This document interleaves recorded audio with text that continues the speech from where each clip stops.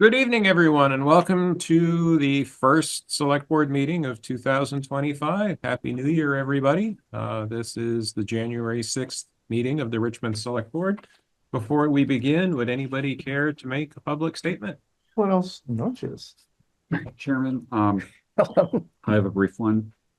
Those of you who have been carefully reading Front Porch Forum will have noted a note from our town clerk and member of the Cemetery Commission that people have not been treating Riverview Cemetery with the appropriate respect and have been using it as a recreation area.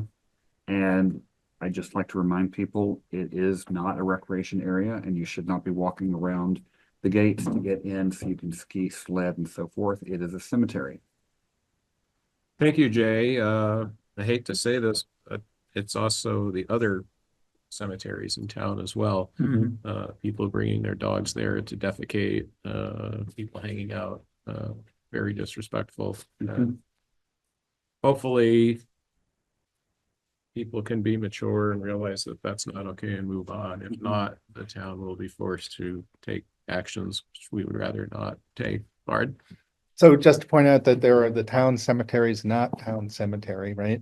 But also curiously, just yesterday in my rounds to get signatures on my petition, I had a conversation with one of my neighbors who, as a child, was sledding in a cemetery, hit a gravestone and had a concussion, which is illustrative of the risks of sledding in a cemetery. Beyond whether you think it's rude or not, it's literally unsafe. So Time and a place. Any other public comment? Hearing none, moving on. This is just a reminder of the special select board meeting tomorrow night, this same time in this same place to work on the fiscal year 26 budget. Josh, board, any additions, deletions, or modifications to tonight's agenda? Hearing none, moving on. First on our warrant agenda is a public hearing for the proposed zoning amendments, which would create two new zoning districts. The Village Residential Neighborhoods North, new section 3.11, and Village Residential Neighborhoods South, new section 3.1.2. An introduction of the residential density, new section 6.14, and amend section 6.1, 6.13, and 7, and include changes requested by the select board at the October 7th, 2024 public hearing to align the regulations with Act 181.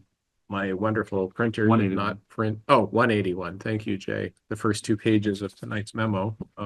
If somebody would like to make the motions, I would appreciate it. Chairman, I move to open the public hearing for the consideration to amend Richmond zoning regulations. Thank you, Jay. Which would create two new zoning districts, Village Residential Neighborhoods North, new section 3.11, and Village Residential Neighborhoods South, new section 3.12. Introduce residential density, new section 6.14, amend section 6.1, 6.13, and 7, and include changes requested by the select board at their October 7th, 2024 public hearing to align the regulations with Act 181. I will second that.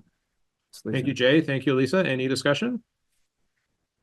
Hearing none, calling the motion to a vote, please identify yourself and signify your vote. Lisa, aye. Adam, I. Bard, aye. Jay, aye. And David, aye. The public hearing is now open. And at this point, I would like to turn this over to Keith and Virginia. Hello, everybody. Hope everybody had a good holiday. And now we're off and running in 2025 and we have things stacked up. And I shall turn this over to the Planning Commission Chair. Okay. So the main reason that we're having the second public hearing is because of new statutory requirements. Act 181 has required basically that we allow, the main thing that came to the municipal level for us to change in our zoning regulations is to allow for small multifamily units, 3 and 4 unit buildings to be allowed wherever single family units are allowed. So that is what we have done. We have written that into these districts and into our residential density explanatory section, that this is now what is required of us.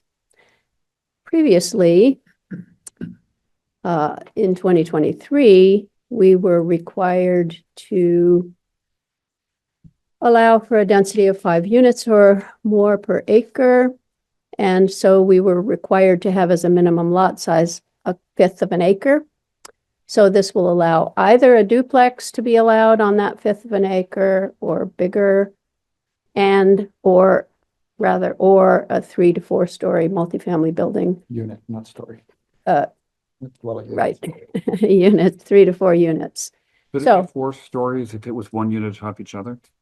Well, as long as it's under 35 feet, I think. Right, it's there you good. go. Yeah, they would be short stories, Yes, it would. Almost poems. almost poems. So that's basically where we are.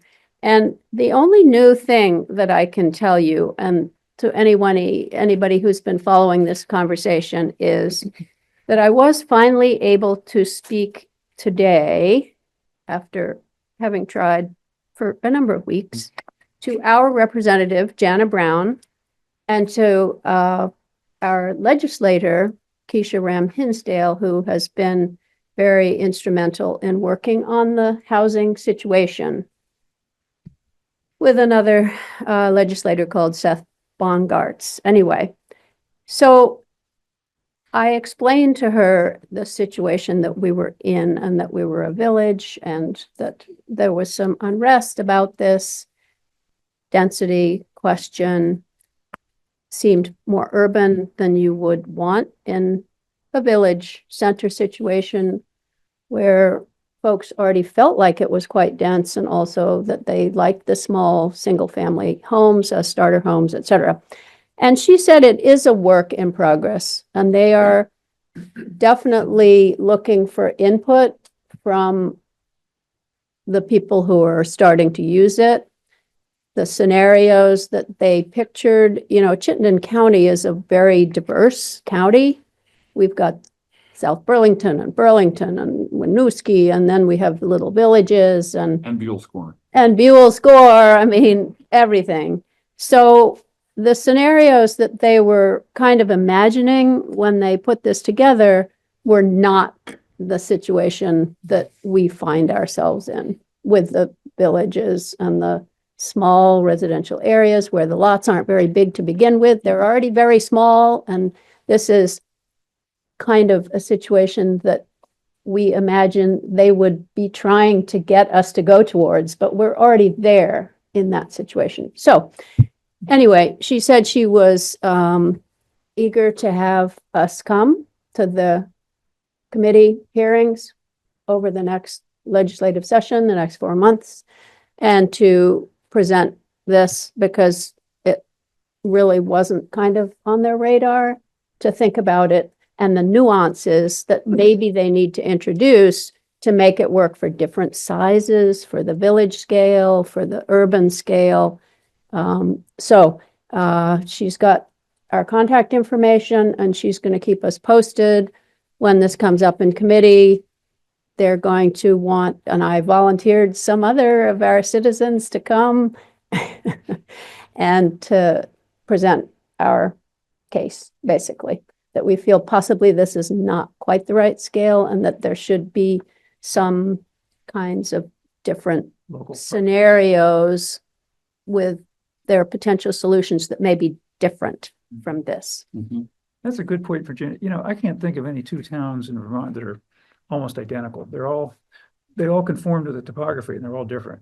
And Right. that's the starter. And age of the population, whether it's working town or residential, whatever. There's so many differences that one size doesn't fit all. Yeah, so some flexibility, but still keeping the problem that we have with housing in mind, So they have a difficult line to walk. They want to make it flexible enough that it works for different towns, different scales. But on the other hand, they do need more housing, and it is not okay just to say, well, we can't have any more housing, but it just needs to be nuanced. So, and both Jana and Keisha were agreeable with that and wanted to hear from us. So that's all I can offer. I think it's the law, so it needs to be in the law, needs to be represented in our zoning, and we will be certainly following the conversation, taking part in the conversation, and ready to change it in our regulations when needed. I guess I'd just add one nuance to that is that, you know, whatever legislation comes down and is mandated, we as a department have to follow those rules, regardless if they're in our zoning regulations or not. So, you know, there's going to be a lag time if they do change these requirements, you know, at some point, which I hope they do, because to your point, one size does not fit all. I mean, absolutely not. I mean, if you do the math, what did we calculate that out to? 20 units per acre? Right. Is what it Which would is come- the most extreme situation. And of course, it's not immediately, all the little lots are not immediately going to take away a single family home and put up a 3 to 4 unit building. So, you know, we don't, I think, want to be panicking that this is going to happen tomorrow, but it would be theoretically a We know how it works. possibility. Once that boulder starts rolling, you know, it Yeah. tends to go. So, where it's headed. um, And we are getting quite a bit of infill development right now. I mean, not tons, but you know, there's been some infill development going on. Yep. So I think you can anticipate more, especially if the prices go down for materials. I just observed that, you know, the other caveat or language is related to municipal sewer and water systems. mhm. So there, if you did a map of the state with municipal sewer and water systems, there would be big areas that didn't have them. And then areas that have them, and even Richmond, if you look at where water sewer service occurs and where it does not, most of it does not. So it really is specific to those areas. And I know it's obvious to you, but mostly for people who are listening, that's a real caveat, and it impacts more cities and village centers because mostly outside of those areas, the systems don't exist. Right. And an additional thing I would like to add to that is that we're not forgetting that we are in the process of developing some regulations for parts outside the water and sewer. You know, we can add housing there. We do have to be mindful of the other factors in our outlying areas. And even if we're not required to add more housing out there, we would like to make it so that we can both meet our climate change goals and our land preservation goals, but still have some housing. So there are ways that you can do that in the outlying areas, even though there's no water and sewer. The other thing that I forgot to mention about discussion with Keisha is that, you know, in a lot of villages, the erosive flooding question as opposed to inundation was managed by having open space, even in your village, you know, not having 90% lot coverage, which it would be if you really carried this law to its extreme. You would have a huge amount of lot coverage, no open space with inadequate, let's say, stormwater management. So So I'm struck that you're right. This is like, you know, we're trying to go forwards and backwards in terms of impervious surfaces. We want better management of impervious surfaces, but at the same time, we're creating more impervious surfaces without those obligations necessarily. So that's kind Right. of your point here. I'd also say that both at Regional Planning Commission, I think VHCB, when they're contemplating what would it take to expand housing, on their short list of 15 or 20 items includes funding for infrastructure, including water and sewer. Because that becomes obvious. The builders don't want to be responsible for all the infrastructure. And they can't get loans without it. And the current users are like, why would I want to pay to extend lines to your house? Which is a fair point to take. So it's at least on the radar as a way of helping housing to be developed, arguably on the fringes of current water sewer service areas. mhm. And this has been a big discussion at our housing committee, is we are in a bind in terms of ever expanding water and sewer, the way we have it set up now. And I meant to come to the Water and Sewer Commission meeting to bring it up, but I couldn't manage. But anyway, you know, we need to look at that. If we really want to have to extend in the directions that we could, our water and sewer capability, it's never going to happen we just don't have the place for a big enough development to happen that it would make sense for someone to put all that money into water and sewer. Anyway, that's a different topic. Shouldn't go there. I'll just say that's why it's on the agenda, Regional Planning Commission, VHCB, et cetera, because that same dynamic, I think, plays itself out in other medium-sized towns. It's not big enough for the developer to make sense. The town itself or customers are not going to invest a couple of $1 million to extend it to somebody else. Right. And so it is this conundrum, and at least on the radar is potential state funding to support the infrastructure, which then takes it away as an obstacle. Yeah. And then the current customers would benefit if there were more customers, which is the paradox of it. The paradox is everyone thinks it should happen paid for by somebody else. I think it's Yes. by design, to be honest with you. I really do. So that's another us. Okay. So were there any other questions about the changes that we made? The one change that we made also to this was to just change the language slightly around the supported housing, removing the words Right. elder care facility to avoid any charges of age discrimination. And under that elder care facility that we have allowed in these neighborhood districts, we had grouped together hospice, nursing homes, and assisted living. So we just removed the word elder care facility and put those 3 types of supported housing as allowed uses in the districts. Those were the uses that the residents of those residential districts were comfortable with and felt we had the services and the capability of managing it properly.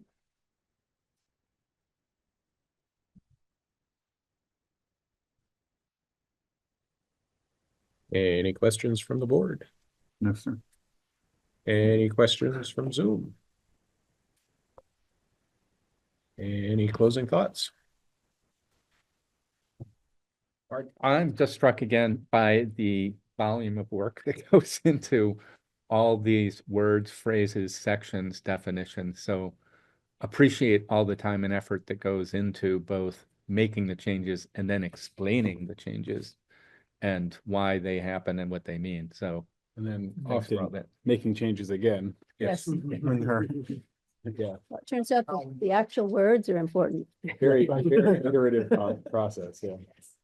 Kara, go ahead. Can you hear me okay? Yes. Okay. I'm just concerned that it feels like we want to increase housing. We want to make affordable housing. We want to encourage that. We have a water and sewer system that is not at full capacity. We've had comments here about expanding and there's not funds to expand and developers don't want to pay to expand. Developers pay all over the place to expand water and sewer systems for a development that they so want to put in. And I'm concerned that we're pushing back on what the state of Vermont is saying we should focus on is expansion within our own water and sewer districts.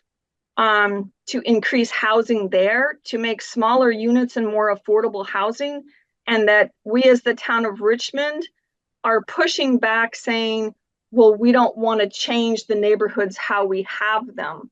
You gotta make your decisions, and I don't want to be pushed to start to have to pay for subsidized housing because we choose to not allow more development within our village and are pushing back the state on what they're seeing. So I'm just concerned, and I'm just expressing that concern. Not that I'm going to be listened to, but that's okay. I've said it, and I can now let it go. My question about this, I apologize. I didn't read what this version is in front of you. Does this include anything to do with the park at all? No, No. Okay, No, it so doesn't. this is just the housing piece to the planning. Okay. Yeah, it's just the neighborhoods really that, So so, this public hearing it means it's these zoning district changes are only going to be approved by the select board. Is that correct? Or will it go to the voter? Only to the select board at this point. it's only going to The be legislative body. coming to the select board unless there's a massive petition or, outcry about it, which since we had such a lot of discussion with the neighbors and we're being held to statutory requirements, it doesn't seem like there's a lot of scope there. So And there has been public hearing also, so. public hearings, yes, we've had public hearings. Said what they wanted to say. They had the Yeah. opportunity. So That's we're important. This is the second public hearing on this, right? So this, select. the big board tweaks are public the hearing. Act 181 compliance this time. Mhm, yes. But the rest of the details, we went over quite a bit of depth for an Yes. hour, so. Yes, I think I attended those. I was just confirming for the public during this discussion that this will be now voted on the select board and it's not to go in front of the voters. This is a select board decision. And I just wanted to make sure that that was stated again tonight. So everybody was aware if they choose to watch this. Thank you. Mhm. So the concern that was just stated, that this doesn't expand the number of units per lot, but it does it not? Yes, I think yeah, it Kara's does. Point was that while we're adopting it, we're talking about pushing Ah, back against our right. legislators to undo this, and I see You the know. point, yeah. I can Yeah. see her point. I can see why we would push back. I can see both sides of it. But in the We are- meantime, it will say Yeah. permitted use is 3 and 4 unit dwellings. It will allow for additional density in the village. And to be And- clear, that's allowed right now, even without this in there. If Right. someone came with an application that met all these requirements to Keith, he would To my be point. obligated Right. to. As of last July, any application that came would have had to be adjudicated on this basis, Based on statute. based on statute. And, in terms of going and testifying before the committees about what our experience is, anybody is welcome to come to that, if you want to, Kara, if you want me to keep you informed when that's going to happen, I can do that. I'll put you on the list. No, I think my point was more, it's mixed messaging. And I think we have to be clear on the message that if we're giving pushback, like in one breath, we want growth and we want to increase housing. But in the next breath, we're saying, yes, but not the way you've done it. So I think it's clear in maybe what we want them to change or how we think it should change that would be helpful.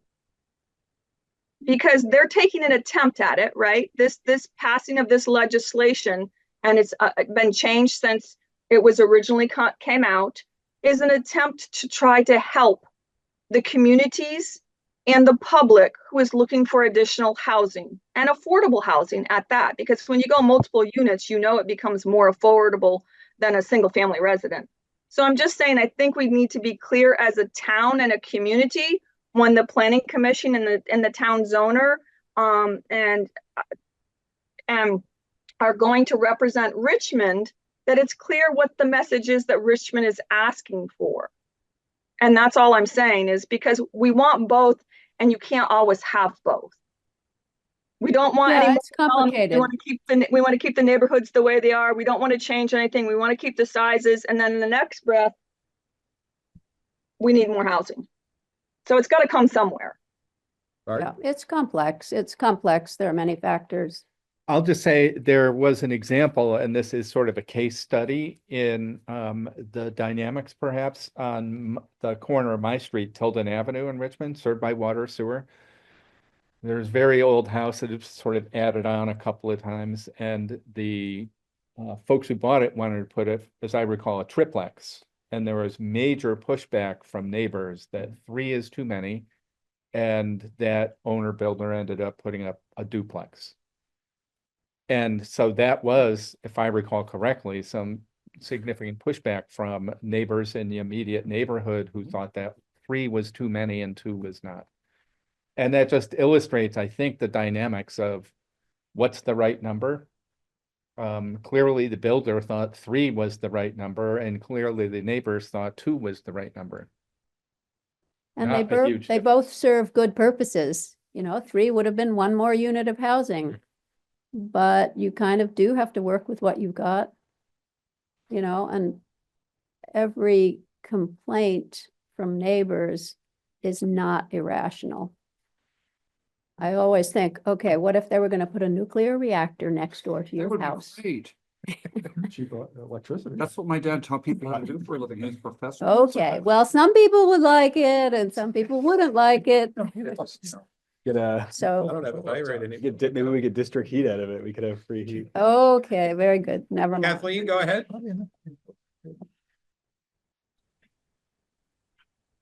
Thank you. I just had a couple comments I want to make. One is that I believe that through all the discussions about the zoning changes, there's been a shared understanding that we would be having and promoting more housing in the village. I think it's a matter of scale. The standards that are in state law right now allow a 3 or 4 unit building to be in 1/5 of an acre, which changes drastically what our village would be like. And do we even have all the elements in place to make that a positive for the village and the town? So I think it's a matter of scale. Not that I think people do know we want more housing. We'd like affordable housing. And how do we get that at a scale that works for a size town like Richmond? And it sounds like the legislators were thinking about more larger cities like Burlington, South Burlington, and Winooski when they built this law. So an idea would be to create thresholds that might allow for a little lower density in towns such as Richmond. So I think that I think there is a lot of shared interest in reaching the goals that Kara talked about in terms of providing more housing in the village, and do it in a way and at a scale that works for us. So that's one comment. And another real, I guess, request of the select board would be for there to be discussions with the planning commission or at your own, within your own body about how to level to which you support people speaking to the legislature about these things, so that if there were some momentum based on information and testimony made by Richmond residents and the planning commission, that the select board would be on board with that position. So I don't know if you would do that at a future meeting, but it seems like it'd be worthwhile for the select board to have at least some discussion and maybe endorsement for some of the ideas that might be brought to the legislative committee. Thank you. Thank you, Kathleen. Caitlin?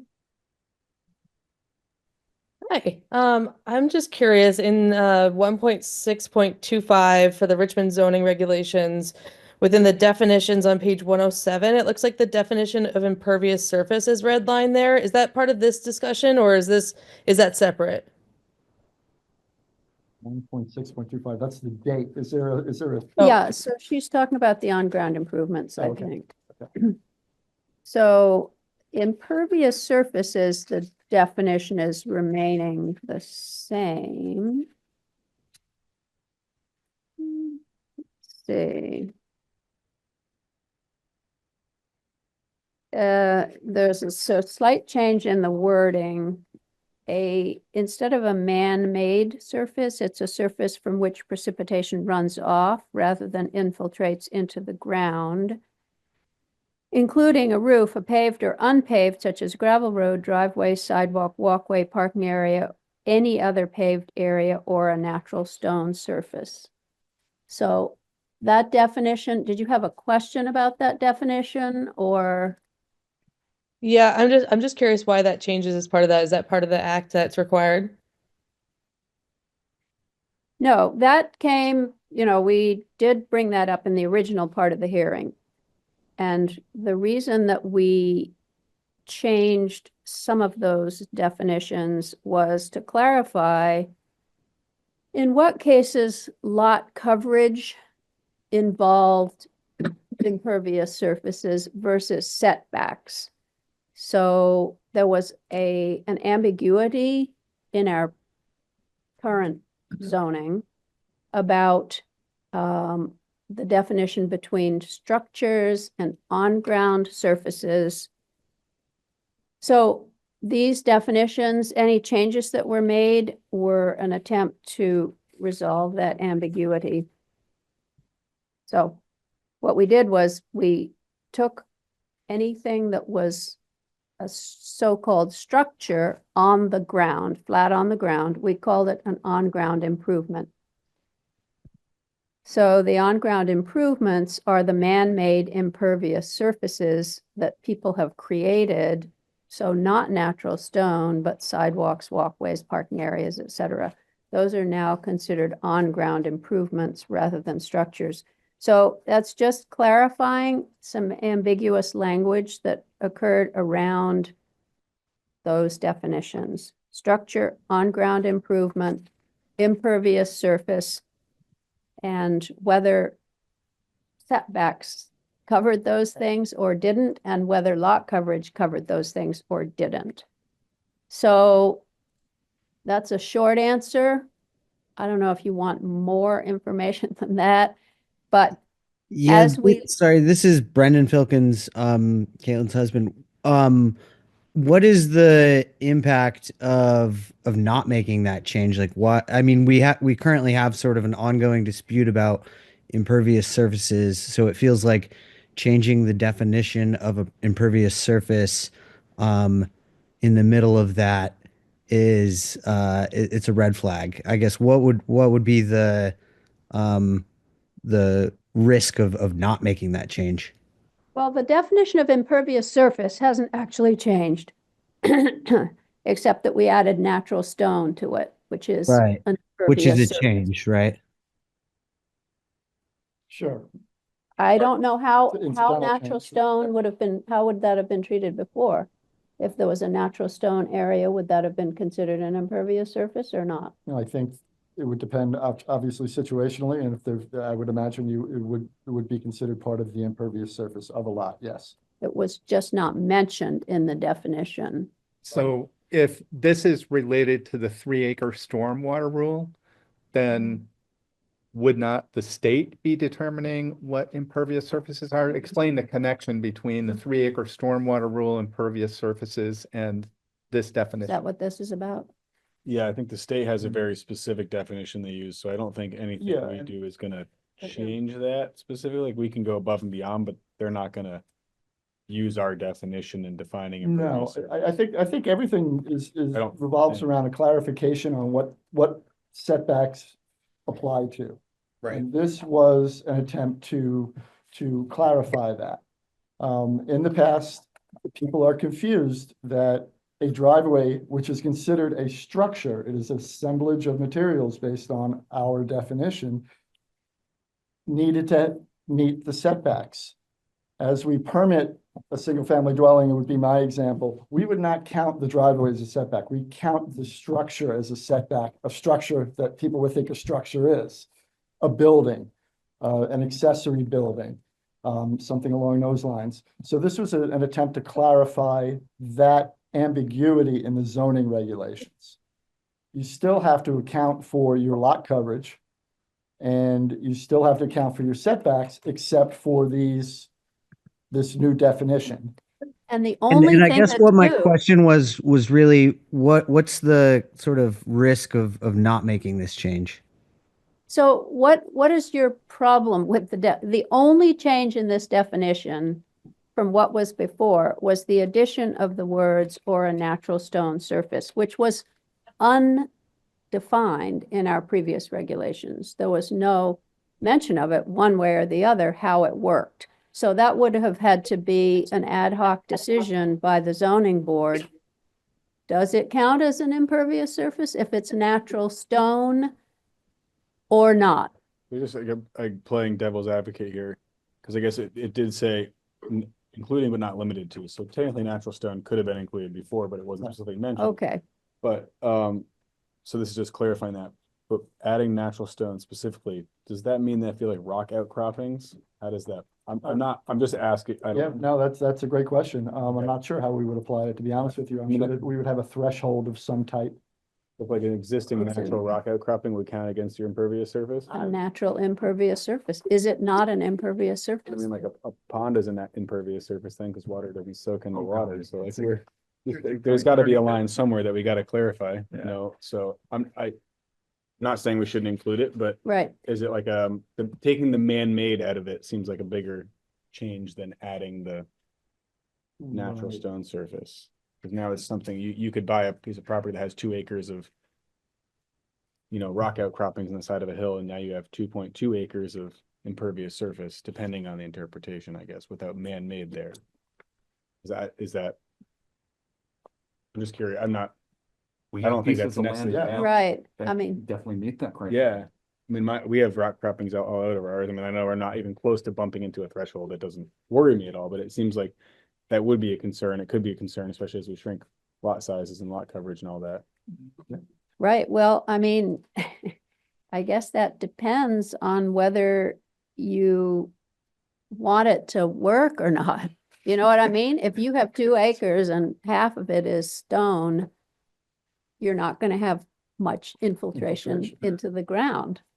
So for a stormwater perspective, I mean, the state doesn't include natural outcroppings in the impervious surface for calculations like the 3-acre rule and stuff. So like, are we gonna do that differently or? yeah. Well, I guess I'm not too attached to this, I'm- especially since it says You're right. including but not limited to. Yeah. It could be included or it might not be included. It heads towards needing to define it for each case. I Yeah, think it's just, Right. it just gets so, it seems like it gets so muddy Yeah, for pretty like, soon for the you're gonna DRB, have I guess is what I'm getting at. And That's that- kind of what I'm trying to get to. Right, and then what we do from a permitting standpoint is we have an inter-office policy that we'll follow. You know, and I haven't given any thought to what that limitation would be, or what, you know, Makes sense, is it 10 square feet? And then, you know, all bets are off. I don't know. I mean, I honestly have not Yeah, given it just much natural thought. water pond on it, you know, all the time when, you know, rain, something like Yeah. that. Or we could add man-made back in and that makes Well, your I job would- very easy. Which is the answer. I would say a pond is pervious. The water mean- infiltrates into a pond. It mixes with the other water, doesn't I it? mean, If definitely. it has an outlet, then it becomes a Similar stream. I mean, like, It depends on thermoclines and salinity. It's clay-lined pond or, It's really, it is a minutia Yeah. question. Yeah. It really is. I can see it being a nightmare for you on your end when someone comes in and it's like, well, what about this? And what about this? And you're like, I don't know. Yeah. There's not a clear line of like. And did you you're make right, it or did you especially not on make it? a small, a fifth of an acre lot.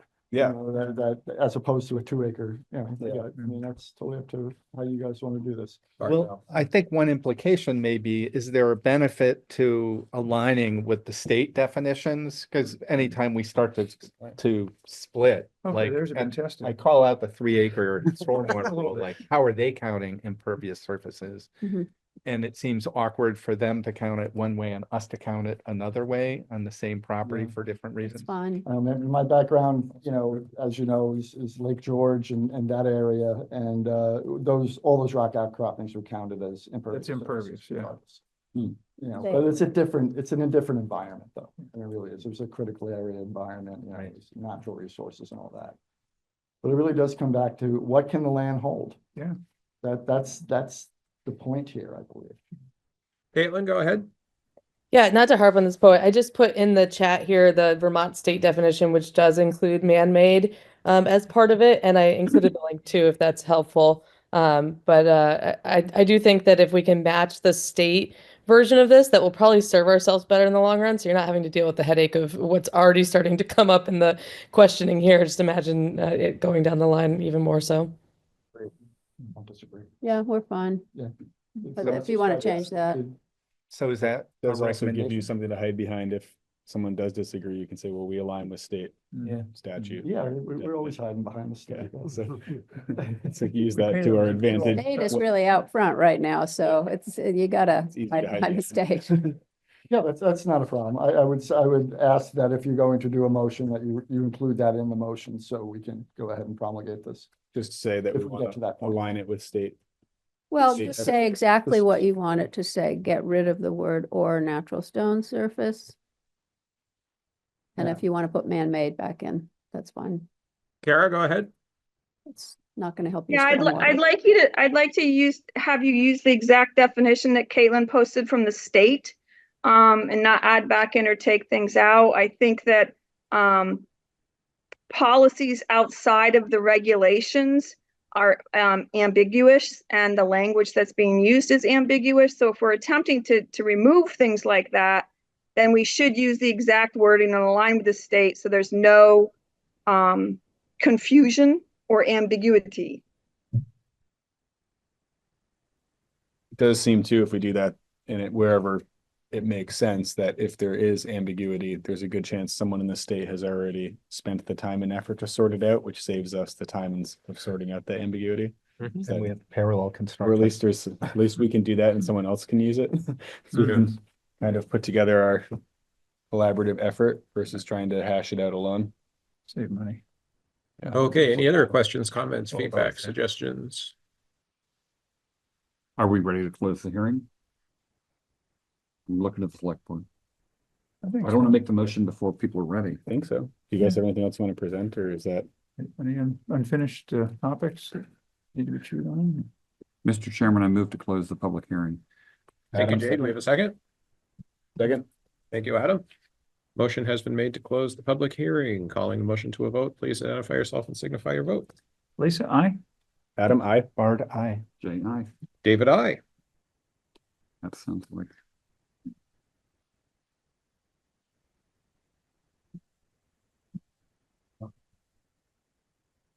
But I mean, I guess Can you fix up the definition? I feel like we're Yeah. comfortable adopting this with the amended, if we amend it to use the state definition of impervious surface, Yeah. is that? As presented up there, I don't know what the citation 6 is, but it's obviously pulled from. I'll pull it up. What's the Can you what's click? the reference on the definition, Virginia, in the zoning? So which section should they call out in there? So 7. it's in the definitions section. I got it. Just the definitions, or is it in the, It's in the impervious, it's in the definitions, section 7. okay. That's where its actual home is. So the only change we're recommending is in section 7, the definitions, to specifically call out impervious surfaces and use the state definition of impervious surfaces, as impervious surface means those man-made surfaces, including paved and unpaved roads, parking areas, roofs, driveways, and walkways from which precipitation runs off rather than infiltrates. Josh, Yeah, can you and click the- on that the- state, the link quick, so we can just make sure there's not like a reference in there, where what 6 is? The included but not limited to is something that our legal people always suggest, It but does make sense, because there could be something, You can't some new capture everything. construction material could come out that Right. doesn't, we don't know about. You could say 10 VSA 1264 A eight 6. B6. Okay, what was it? B6. And if you go to the bottom, you'll see the date of that. It would just be sort of interesting all the way at the bottom, the adopted or modified date. Yeah, Can you so it share- has some just act- write that definition share down screen? and Pick a that number. definition. Figure that out. Can you share screen so that we're the seeing what you're last- looking at? the last one was 2023, Oh, but Josh, that could you- voluminous paragraph share, of all the changes. Oh, I'm not Yeah, sure. that's sort of indicator, isn't Sorry. it? It's illustrative. Oh, look at all that. Yeah. I don't recall seeing a statute that has that many changes at the bottom of it. Well, they choose to just Well, keep that in there every definitions- Time they change it. It's like, Already went We're on still for using 40 stone years. tablets. That was just- Yeah. Back then. where's my, Just take a screenshot, write those words in. Yeah, that's And if easy you- enough. sorry, here. Well, Okay. for those at home, sorry, I shared this on the in-room, but not, So 6 is just the subsection. there's the highlighted section here, yeah. I think if you said, you want to write it down, Adam, the reference? Or did you get that? Yeah, I got 10 VSA 64 B6, 1264. 1264. Just write those Yeah. words down. Yeah, or you could just write those words down. Yeah, that's Either true. I can just read, but then Yeah, I'm gonna just do it I part- can't write that fast. I have to just read it or type. That's Um, exactly what she copied in. I think Caitlin copied that in. Yeah, it's in the chat. So per 24 VSA 4442, I hereby move that the town of Richmond Select Board approve the amendments to the Richmond zoning regulations, which would create two new zoning districts, the Village Residential Neighborhoods North, new section 3.11, and Village Residential Neighborhoods South, new section 3.12, and introduce residential density, new section 6.14, amend sections 6.1, 6.13, and 7, and include changes requested by the select board at their 10/7/24 public hearing to align with the regulations with Act 181. In addition, the documents are accompanied by a required bylaw amendment. These amendments shall be effective 21 days after adoption. I'd add that we're going to amend the definition of impervious surface to align with the state definition, with the wording to be impervious surface means those man-made surfaces, including paved and unpaved roads, parking areas, roofs, driveways, and walkways from which precipitation runs off rather than infiltrates. It's defined in 10 VSA 1264 B6. As defined in 12 VSA If you have 10 those exact VSA words, you don't 1264 B6. Thank you, Adam. Thank you, Did Jay. you put And but not limited to? Yeah, I do think that that's important to add. It's up to you. It does say, in the state definition, it does say those surfaces from which precipitation runs off rather than infiltrates. So in a way that allows you to any other I agree. thing. That Mhm. I would, So I think that's okay. If it's a man-made if surface. someone appealed that, If it's basically, I man-made. would say that you would be free to enforce any surface that it runs off of. Are you comfortable with that, Keith, or Yeah, I'm fine. A man-made surface, because that's the construction. man-made surface? Yeah, if it's a man-made surface and it's some other thing that isn't a driveway, a walkway, but the Tennis water. court. If you get mine. Yeah. Kara, go ahead. I just have one question, Virginia, and this might be premature to understand. Is it just have to be one building that's 3 or 4 units, or can it be like you've got existing homes and you've got garages separately and stuff like that? I'm thinking like right across from like the Catholic church there's a couple of garage barn units out behind the structures. Yeah. Can it be 2 separate buildings in the existing footprint to have 4 units? No, right now, it can only be one 3 to 4 unit building. See, that's where the only thing that the statute allows. You can have your, accessory dwelling in the other building, but you can't have, we don't have any districts except for the Village Residential Commercial District, a different district, not the one we're talking about right now. That's the only district that allows for more than one residential structure on a lot. And that allows for 2 residential structures on a lot. So that's what it is possible over time that we could add that into other districts, but that is not what we're considering here. The one 3 to 4 unit, I think, is difficult enough for people to. Yeah, I guess my question is more coming from the state mandate, and that might be the push I would give to the state mandate to maybe consider, units that look like the existing like the existing structure, like this big house that could have multi-units in it, and then maybe another unit or 2 in a secondary structure that looks like the garage unit. I'm just thinking to keep the village look was all I was trying to think outside the box and see if the state statute would allow for things like that. Because then you could get your density of potentially 4 units on the existing footprints that exist. That was all. Yeah, well, the state would allow that. It's just our zoning isn't allowing that right now.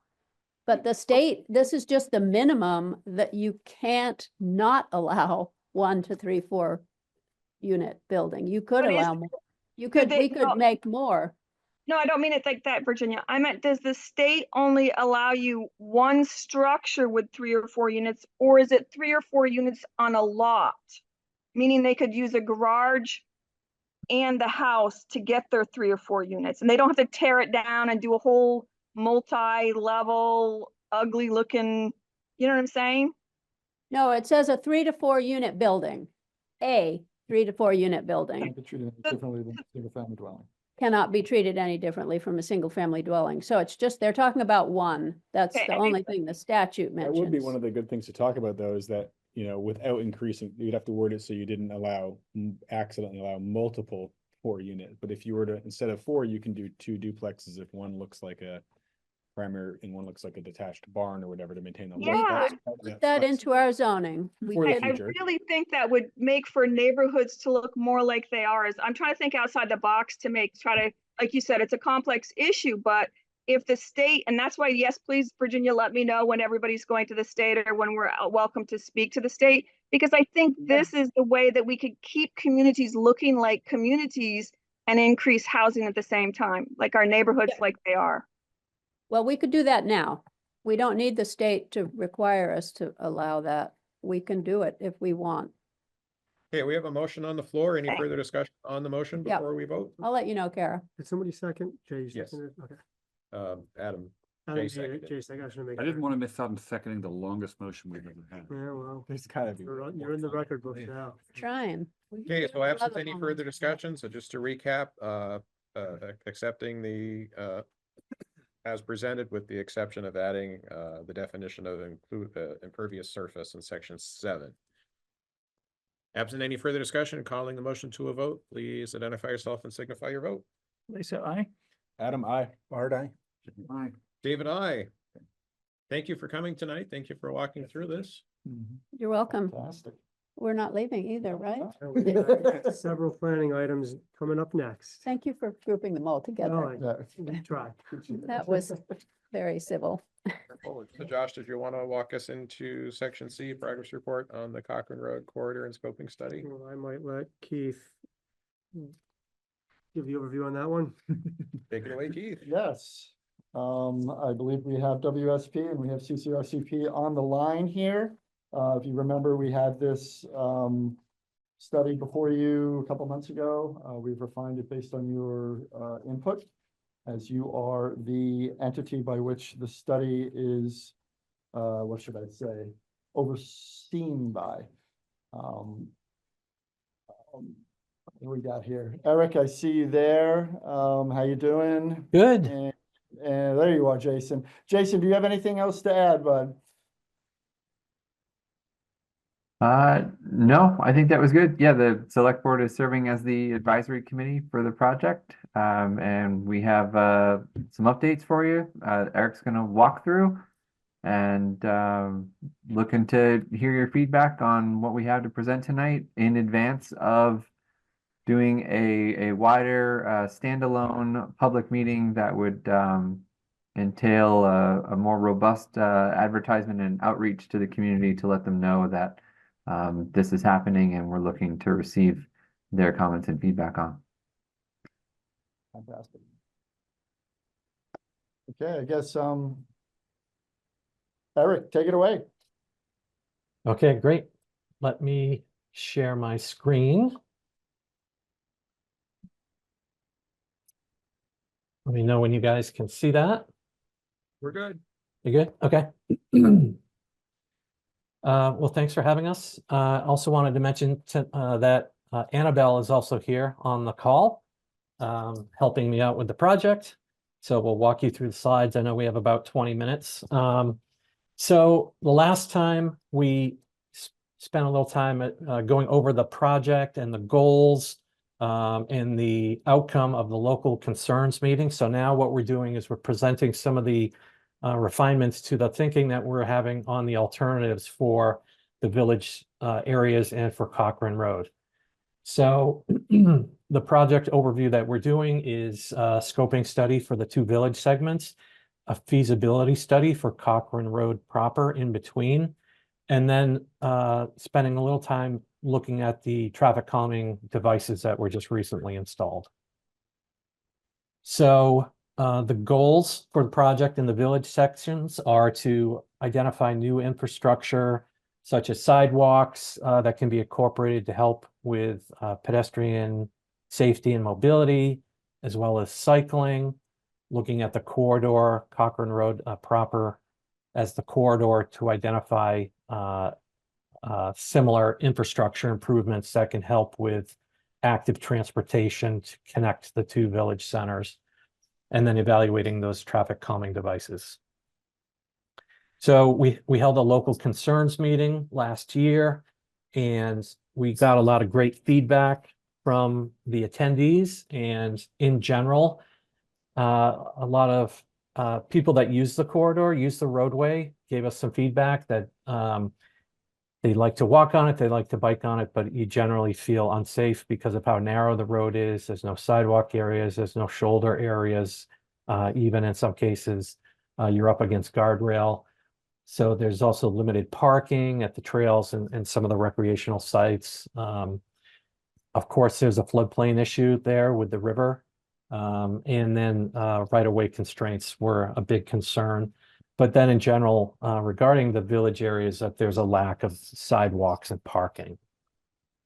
So we took that and we developed this purpose and needs statement that you could look at a little closer in your packet. Basically, the purpose of the project is to develop and identify recommended alternatives that improve safety and mobility for non-motorized users. And the need for that is that Cochran Road is really considered to be deficient. It's a narrow roadway with high vehicle speeds, and the alignment is mountainous and curvy. And residents are concerned about the high traffic speeds and the lack of space for pedestrians and cyclists. So from there, we worked into springboarding off of some of the bike, walk, and trails report recommendations, looking at the sections. So we're starting with the Richmond Village as Section A. Over on the right-hand side is the Jonesville community near Bombardier Meadow. And then the portion C in the middle is Cochran Road. So starting at Richmond, the area highlighted on green is really from the intersection of Bridge Street to the St. Mary's Cemetery, where one of the trailheads is. Looking at that section, and we've got a representative photo here. No sidewalk facilities today, just literally a paved roadway. And the roadway is about, it varies a little bit, but it's around 22 feet wide with no shoulders. So the first general idea we have is to improve pedestrian safety and allow for connections within the village centers by putting in sidewalks on both sides of the street. That helps to reinforce that you're still within the village area. This is a 25-mile-per-hour section of Cochran Road. And the sidewalks would continue basically from Bridge Street all the way to the Preston Forest Trail at the St. Mary's Cemetery parking area. And then we would maintain the three current speed humps along the way, maintain the 25-mile-per-hour speed limit through the area. We could think about maybe doing a little curbing work at the Round Church Road to establish another crosswalk area just to help set the tone as you're turning off of Bridge Street, that you're in this residential village section, and just allows a spot for people to walk across the street to get to the church and to continue to the village. So conceptually, doing some sketching here, looking at a typical section. Sidewalks would be set back a little bit from the edge of the road so that we can maintain a space for trees and utility poles and hydrants and signs and some of those facilities. Also setting the sidewalk away from the edge of the road to give a little more comfort and safety feeling. The sort of the 3D rendering here illustrates where the sidewalk would extend, as I mentioned, all the way to St. Mary's Cemetery.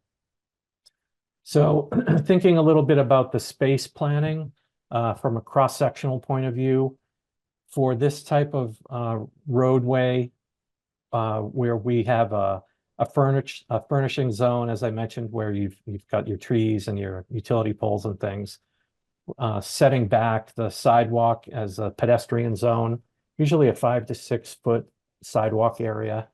And then we have this frontage zone, which is really where you tie back to the existing condition of the private parcels once you get to the edge of your roadway layout. So as this mentions here in the middle, Cochran Road itself is 3 rods wide. That's 49.5 feet. And with the approximately 22 to 24 foot wide paved surface for the 2-lane road, that leaves just around 13 feet available off of the edge of the pavement in order to have this sidewalk area. Now, there's a variety of conditions along the roadway. There's drainage ditches, there's trees, there's utility poles that we would need to navigate around or consider as we advance this concept. But in general, that's what we would be looking at is usually around at least an 8-foot width to accommodate the sidewalk and the setback. And then that still leaves 4 to 5 feet from a grading perspective to tie back to the existing land. So that's your typical sidewalk. I've got a picture here on Bridge Street near Volunteer Park. And if I can zoom in a little bit here, you can see where the sidewalk was constructed. You might be able to see in this image that there was some grading that was done. You can see how the new grass is a little bit different from the older grass. And you can almost see that line where the grading for the sidewalk matched back into the existing condition. So that would be a similar thing that we would do on Cochran Road, is that we would set back the sidewalk 2 to 3 to 4 feet, have a 5 to 6 foot wide sidewalk, and then it would take 3 to 4 feet to tie back to the existing conditions, depending on what elevation we need to put the sidewalk in order to make it work for that specific area. So that's the general approach there. As we go to the Jonesville end of Cochran Road, the conditions are a little bit different. I feel like it's a little more rural, especially with the meadow there.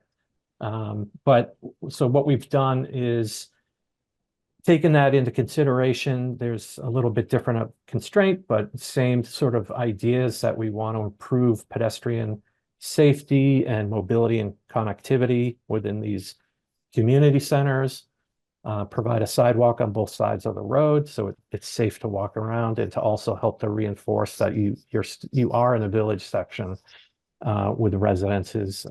It's a 25-mile-per-hour section. You want to feel safe and comfortable walking around. And we can consider some minor intersection improvements, maybe at Dugway and West White Hill Road. Maybe not necessary, but if we wanted to try to constrain the throat of those intersections just so the cars turn a little more slowly and purposefully into and out of those streets, it can help in general with a traffic calming environment. We know that we also need to maintain trucks, and there are some trucks that use some of these areas to get to some logging sections. But we also think we should try to consider maybe a small amount of additional parking around the meadow, just so that it can be used as a recreational area and that it's available. And then we would look to maintain the current speed humps and traffic calming elements there. And that's that third task that I mentioned, that we would review those and get feedback from the community as far as how well they're operating, or if we think there needs to be supplemental devices or things added to help with that.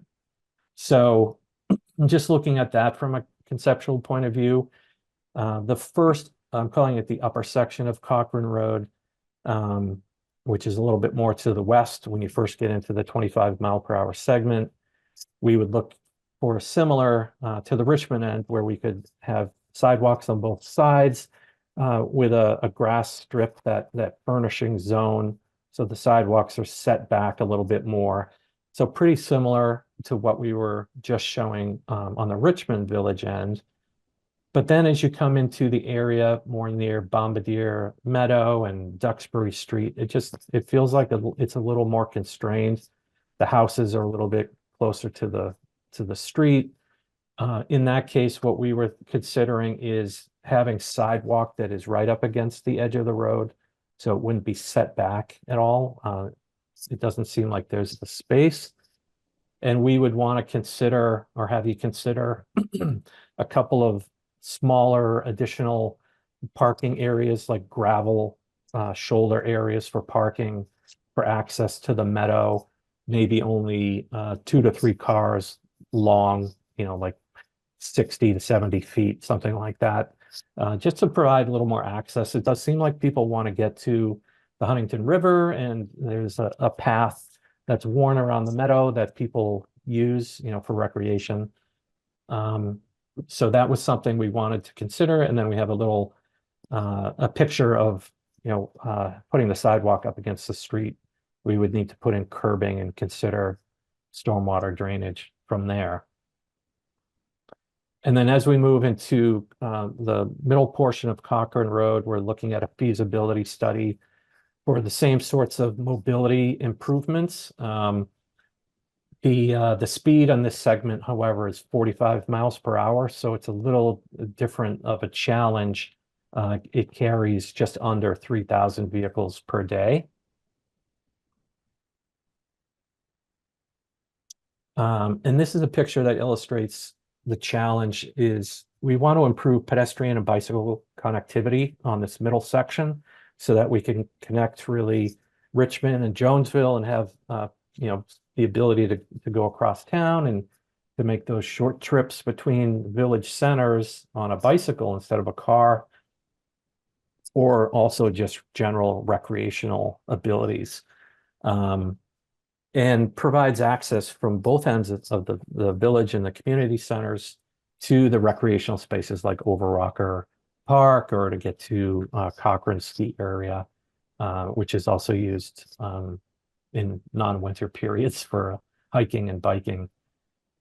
Some of the challenges, though, on this middle section that when we made our field visits, are ledge outcropping. So on the south side of the road, that's the mountain side, there's definitely challenges with ledge and outcroppings. And illustrated by this photo too is just the sight lines. You can see how if you were to follow the bus, you can't really see too far in front of the bus because the road curves. You can't change that, but those are just some of the considerations that we'll account for as we're thinking about how to make active transportation safer on this corridor.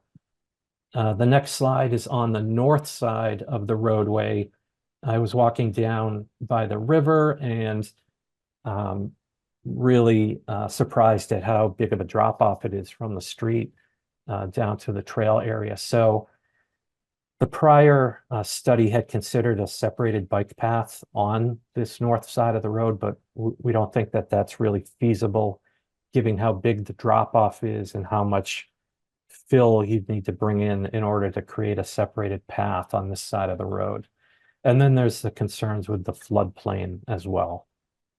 So in this case, what we'd like to consider is this paved shoulder concept, which is appropriate for this type of roadway area where there's a relatively lower volume but higher speed. This information is from a Federal Highway Rural Roads Mobility Guidebook, and the paved shoulder concept is just literally widening the road, similar to what's shown in this small graphic down here image, where you could have a rumble strip on the edge of the vehicle lane with some kind of striping or hatched area as a buffer, visual buffer, and then have that 4 to 5 foot shoulder area for walking and cycling. So it's a little more reasonable, I think, to construct something like this, although it would still be very challenging on this corridor with some of the ledge and other drop-offs. But That's sort of the next part of the study, is for us to figure out how much of the corridor could be upgraded for safety for these mobility improvements based on where the rail is, where the ledge outcroppings are. But this seems a little more reasonable to pursue as compared to a totally separated two-way cycle track, which most likely wouldn't work for at least the full length of the corridor. So that's where we are right now. As Jason mentioned, we would like to advance this to a public meeting forum to get a little more feedback and run these ideas through the public process and keep the study moving along from there. But that's the information that we have to present tonight, and we would welcome any questions or comments. Thank you. Bard? You know, one of the things that Bard Hill here that in the years that I've been around and people have talked about is some of the challenges, obstacles, and the money involved. Do you have any sense of like back of the envelope, like 10 million, 20 million, 30 million, like? And I bring it up because it's relevant. We've had concerns about much smaller projects.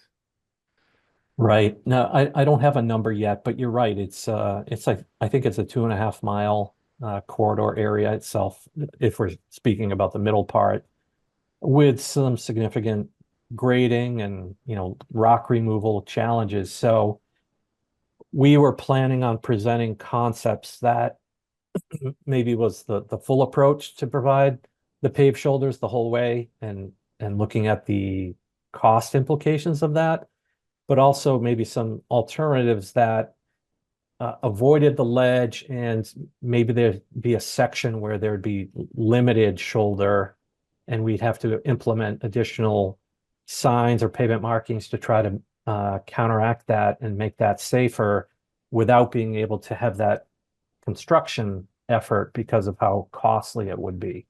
So we were looking at the full alternative and probably some hybrids, because we know those things are expensive and challenging, and that's probably why it wasn't done today on that section of road.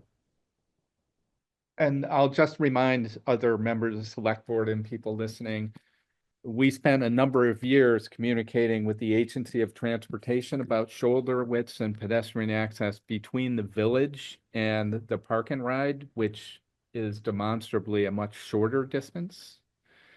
The Agency of Transportation declined the opportunity to expand the shoulders for pedestrians and bikes because of the cost on the state highway. It's small compared to this.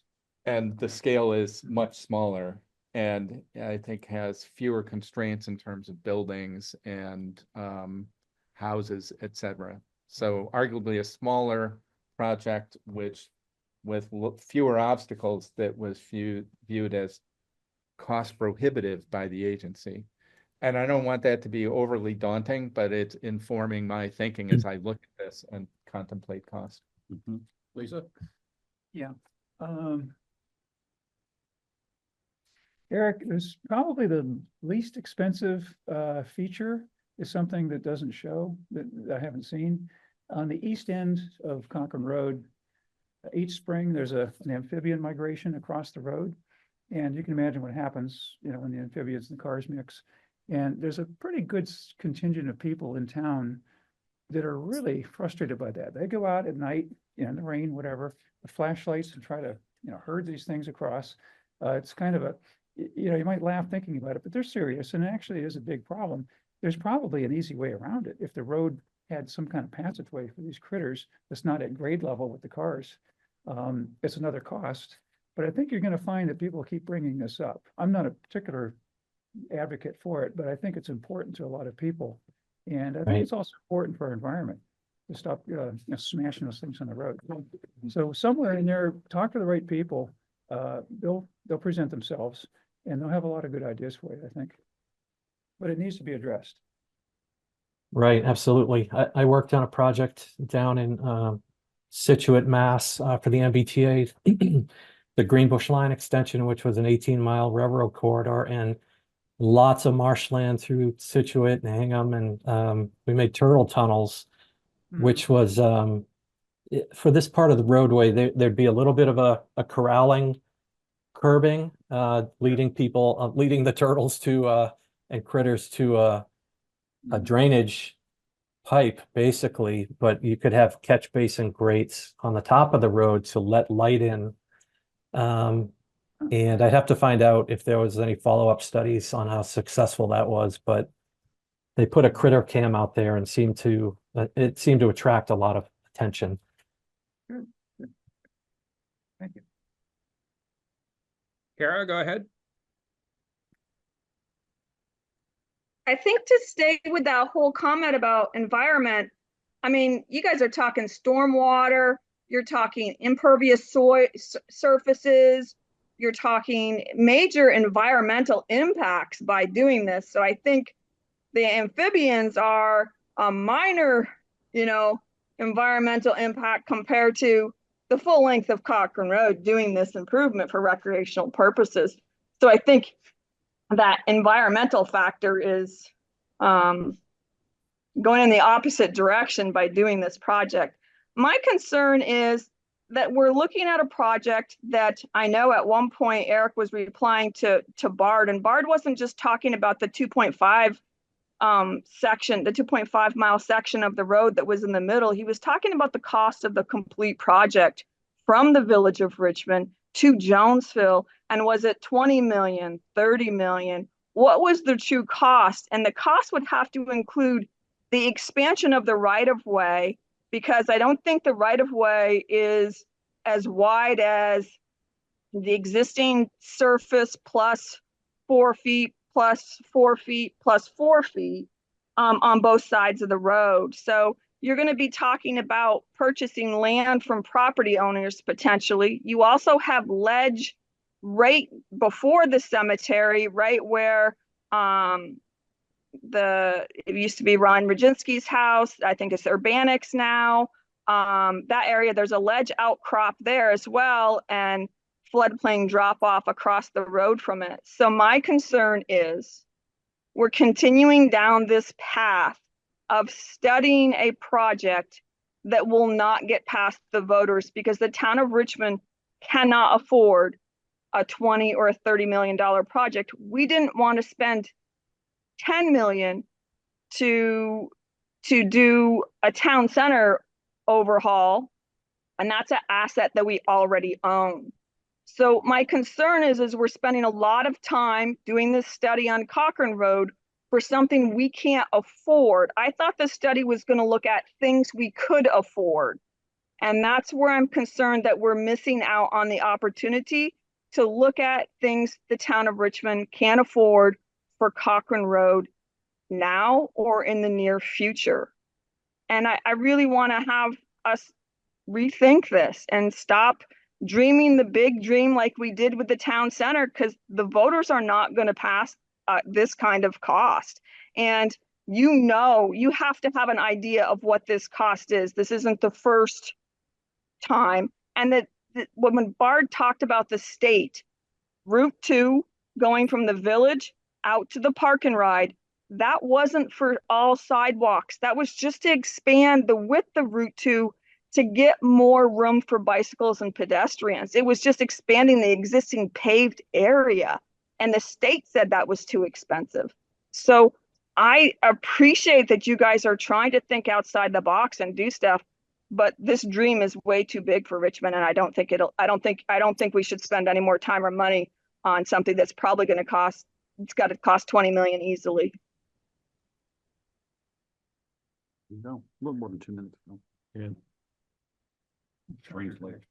Train's about 30 seconds late. I don't Could members of the select board please speak up? We can't hear you online.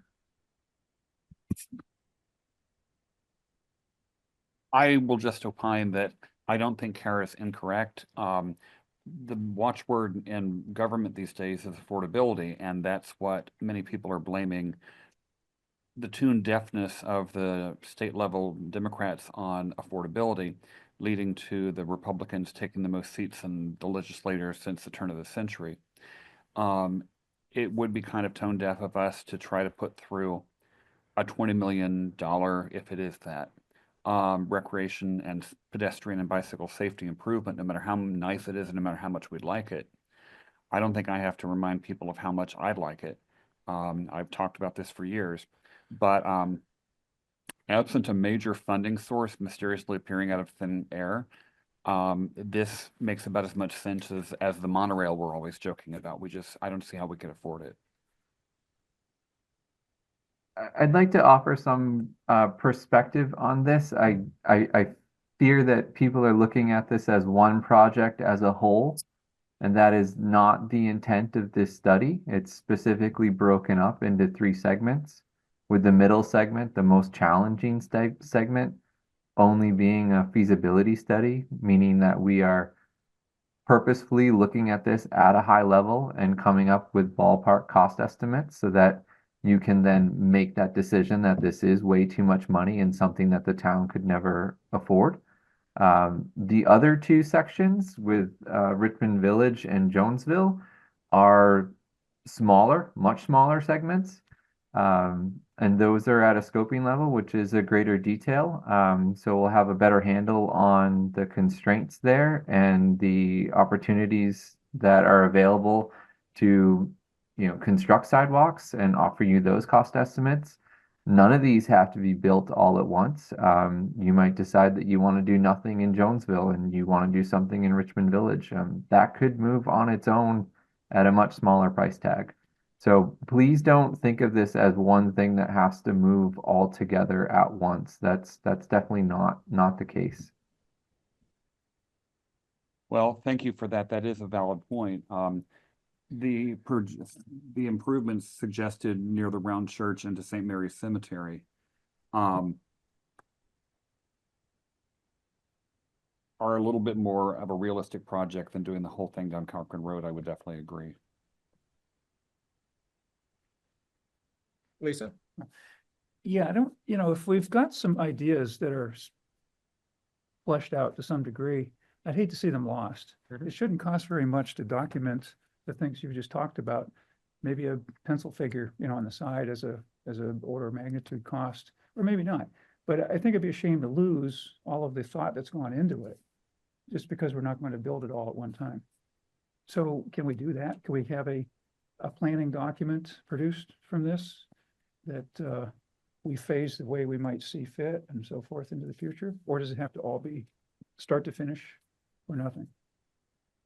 No, it can be a document that has everything broken apart in terms of cost wise, and we can offer, with the help of yourselves, we could offer a phasing plan, or we could just leave it as is with different cost estimates for different pieces, and y'all could decide at some later date what you'd like to move forward with. What's the most pressing thing that you want to move forward with at the time? Okay.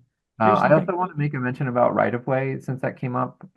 That is something that, WSP will be looking at, and we'll have an idea of right-of-way impacts. I don't think it's our intent to be expanding outside the roadways right-of-way. Eric, can you? No, not at all. No, we know that would be cost prohibitive at that point.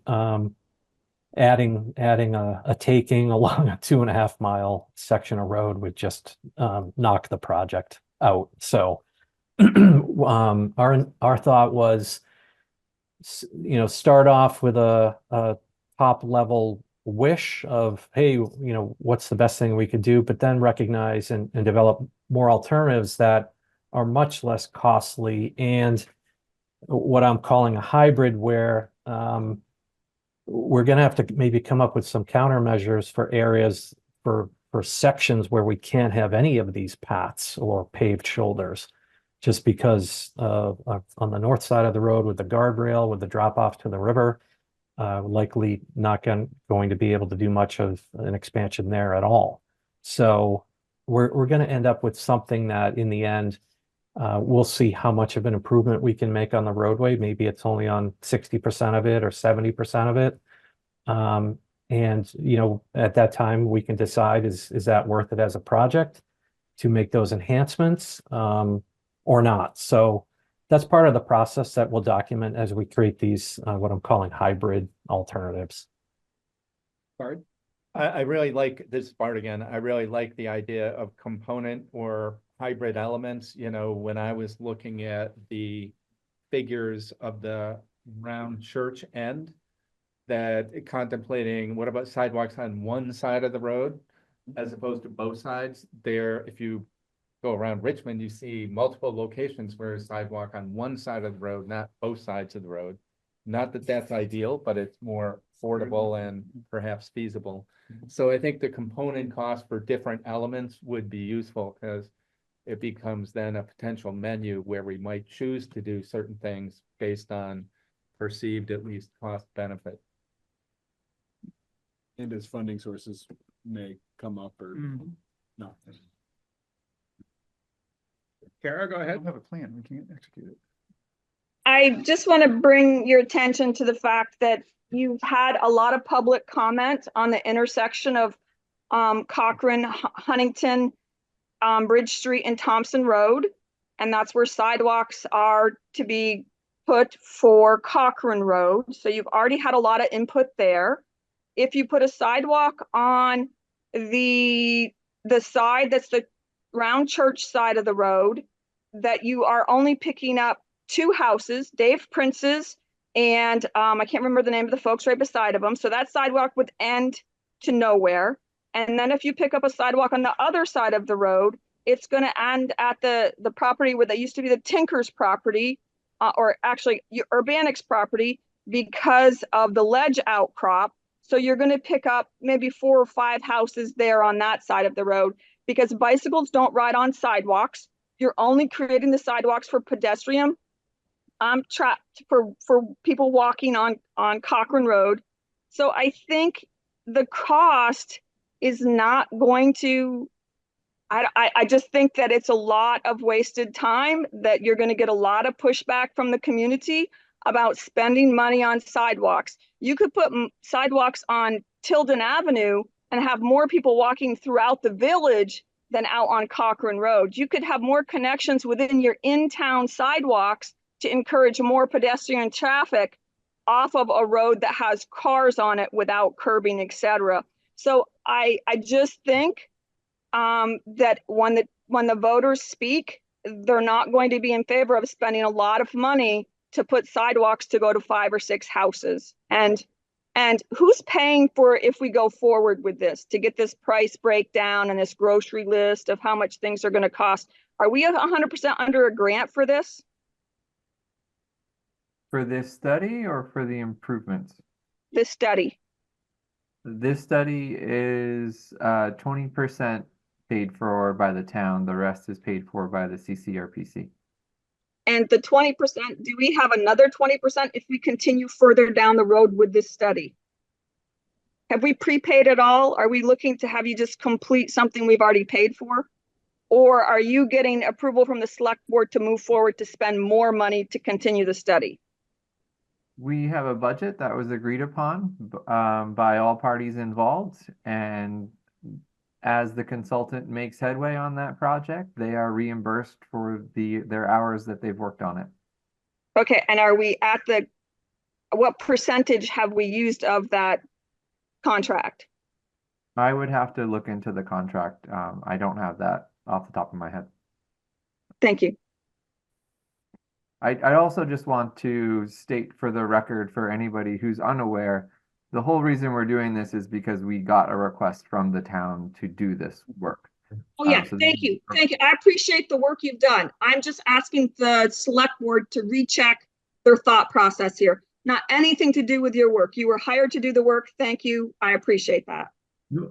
Understood. I want to seize the opportunity to let everyone know where this is coming from, so that there is no confusion. Every year, the CCRPC has a work program that we solicit ideas from the towns for. We do work in all municipalities within Chittenden County, and this was a request that came from the town, and it was approved for inclusion in our budget. And again, it's 80% funded by the CCRPC and 20% funded by the town. Thank you, Jason. Any other questions? Any final thoughts before we move on? Okay, well, thank you for presenting this. Certainly a lot of information to go through. Did you want to set a public hearing? This is one of the next steps that we need Yes. to do with that project. Point. Do we have a tentative date? Eric, did you have a supposed time frame for that next public hearing? I believe I saw April. At least I saw April. I don't know if that was it. No, we were thinking, depending on how, what kind of feedback we got, when we put that back up there. Depending on the meeting schedule and how much time we need for notification, that we would try for something in February, or certainly into March. With the school vacation, in there, it's probably more like March, I would think. But I don't know the town's dates and the calendar, so that's something that we can work out. Yeah, probably. I mean, do you envision that like within a select board meeting, or would it need to be a standalone meeting? Like, That would be up to these folks. I guess how long do we think that it would take? Would we have like a half-hour update, or would it be more like an hour plus? You want to have costs presented? Well, at that point, Costs we'd at have that costs. point. Yeah, I think we'd have Have costs at some that. costs. Rough costs, at I that. Rough costs, exactly. Yeah, I mean, I guess that's a question for Eric. Do we have rough costs, or do you need more public feedback until you get to those costs? No, I think we could develop the rough costs. As has been discussed, it would be more like a menu of options, so we could try to isolate certain segments, one side of the road, both sides, so that we can, add up the costs however we want, and we would present it as a full project, but then with sections. So, I think that would be the proper way to do it. Yeah, it's almost like à la carte. Yeah. So to speak. Right. Some prefix section on that. So do we want to, I don't know, Pick a date. pick a date, I guess, and maybe not a select board meeting, an off day of some sort? Yeah, I get the sense we don't have anything really well defined yet, so it's hard to proceed. So we need to do that. Well, that's what they're gonna work on and come back and then do the public hearing to get a wider amount of feedback Yeah. at a public hearing. So, I mean, we have meetings right now, I think, for February 3rd and 17th. The 17th is President's Day. I don't know if we wanted to bump it to Well, the 18th. It'll probably get bumped to the 18th for that meeting. So, I mean, we could look at like February 10 maybe, or What do we think is gonna get a Or- better turnout? Would it be during a meeting or during a select board meeting or a separate meeting? How about town meeting? The intent was to have this as a standalone public meeting, not to take place as part of a select board meeting. Great, thank you, Jason. so maybe we look to like February 10th or 24th. Yeah. Oh, actually, I guess 24th is probably school break. That matters. I mean, people might be out of town on the 24th. That last week in February is the school break. Is there a reason it can't be at town meeting? That's the most public output you'd ever get. Well, Since we're not talking budgets anymore. Is anybody going to A come public to hearing town? says meeting? that. I I don't, feel like this town meeting's kind of a lot in flux. It All right. would be nice to add something to the agenda, but at the same time, it would be nice to do this in the evening when we can get call in and, mhm. And a screen, yeah, single focus. yeah. February can be, well, That give us enough time to warn it. I mean, what do we need? What is there statutory requirement for the warning on this, Keith? Or is it? We're not really making a decision. 15 days, I think would be a minimum, but I think on this, I don't think you'd have a statutory requirement. Jason, do you know of any statutory requirement for public hearings on this? It's all advisory. No, there's no, we try to shoot for 2 weeks. February 10th? February 10th, yeah, I mean, that date looks as open as it could be on the calendar too. Parking advisory, but they can always go next door if we do that. I think I'm available. Okay. David, Maybe we one can other start. comment. Last week in February. Remind people that the issues in this Cochran Road area have come up intermittently over a period of, I don't know, 20 or 30 years. Yeah. Somebody ought to do something. Let's think about something. So this, this current work is the result of those decades of somebody do something and what would it cost? And in a more organized way. Mhm. So You get the sense we're maybe getting a little farther. at each least time. that's my perspective, having been both on the select board and a observative select board. These issues don't go away. Intermittently, people say we should do something. Mhm. And what is it at what cost? This, I think went to a next phase of, rough back of the envelope cost to say, is there anything we want to do based on return on investment? Mhm. And I'm daunted from the beginning about our experience on Route 2. With the Agency of Transportation doing a very large project and the additional pieces were just too much for them to It's a do. good point. It was part of an existing project and it still was an insurmountable And it was cost. in the right of way, and That- it was Split just, entry. we have to deal with some slopes, or we have to deal with Some people. moving some, there's the old retaining wall that dates from probably the 30s or 40s. Oh, we'd have to move that. No, that would be too expensive. And in the scheme of things, it's, I don't know, $40,000 or something to do that. And this was after the state told us, hey, we're rebuilding the road here. What do you want us to do when we rebuild it? Mhm. So I am daunted by the potential cost, but I still think it's worth knowing what they are, because I predict that without having some sort of organized approach to it, Summary. we will Yeah. still face these questions intermittently into the future. Why don't we do something? What could we do? What would it cost? Every time we look at it, it's gonna be step one. So look Yeah. at it past the step one. Kevin, go ahead. Yes, I'd just like to say, I do agree with Kara that right now the appetite for this community to accept increases in taxes for anything is poor. And I think that having additional meetings on this is only going to be bringing up, we can't afford to spend more tax dollars to make improvements here. So why are we going down this whole path? You're just having people meet and spend time and discuss things that are not going to go anywhere. Thank you, Kevin. Any further comments before we move on? Okay. What are we doing next? Update on progress of amendments to the flood hazard overlay district section of the Richmond zoning regulations. Every time. Yeah, I think that's where we consensus. Oh, yeah. Yeah. We don't need a vote on that. No, we'll send you an invite to the meeting and we'll schedule it. As long as you just put it on your calendar, everybody. Actually, February 10th, put it on your calendar. That's what I just did. Okay, So is that us Time. next? Yes. 7 o'clock, I Okay. think, just like a standard select board meeting, but good question. Okay. So flood hazards overlay, you want to give an update We'll on? sit on the flood hazard overlay district now. Yes. And I apologize for that hiccup there. As you know, that we are promulgating, changing the flood hazard overlay district regulations to allow for the relocation of the existing park equipment. And we have presented the promulgated language to the state, and they seem to have a couple issues with it. I don't think these issues are insurmountable at this point in time. We do have a meeting with them tomorrow at 10 o'clock. Virginia and I do. And I am speaking for the chair here.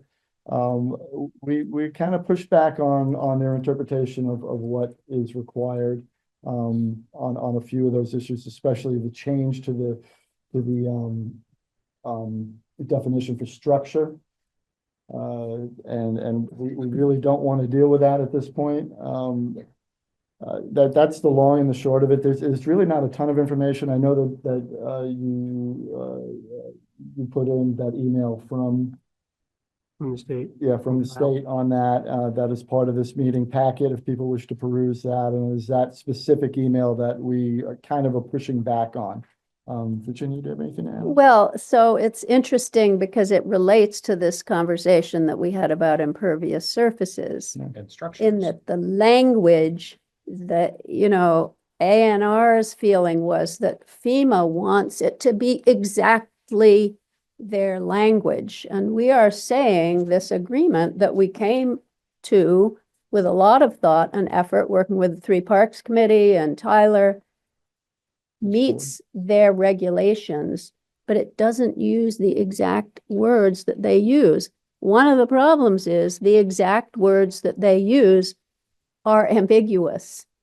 They talk about a structure being a building, but then they talk about, they have regulations about buildings and structures, such and such and such. Well, you've just said that structures are buildings, so you can't have buildings and structures, but clearly they're using structures in the ordinary way that people use that word.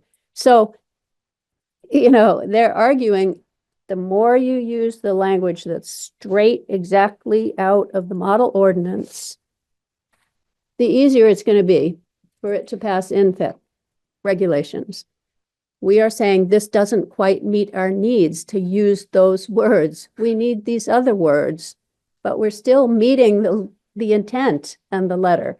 So that's where we're at. We, you know, there was a lot of thought and input from people out there that made this compromise that we came to about this language. There are a few words that are just different from the other words that they use. So that's what we're going to find out tomorrow. We're going to have to see. We're going a little bit higher up than Kyle Medash to get some additional input as to whether we can't use these words that we're using. So Right. that's where we're at. I was just saying, one of the takeaways is that you guys have a public hearing scheduled for January 15th. You're going to Yes. proceed with that. But we wanted to let the select board know that if, you know, we have some major pushback or back and forth with the state, it could delay it getting to the select board. But we're trying to work through that as expeditiously as possible.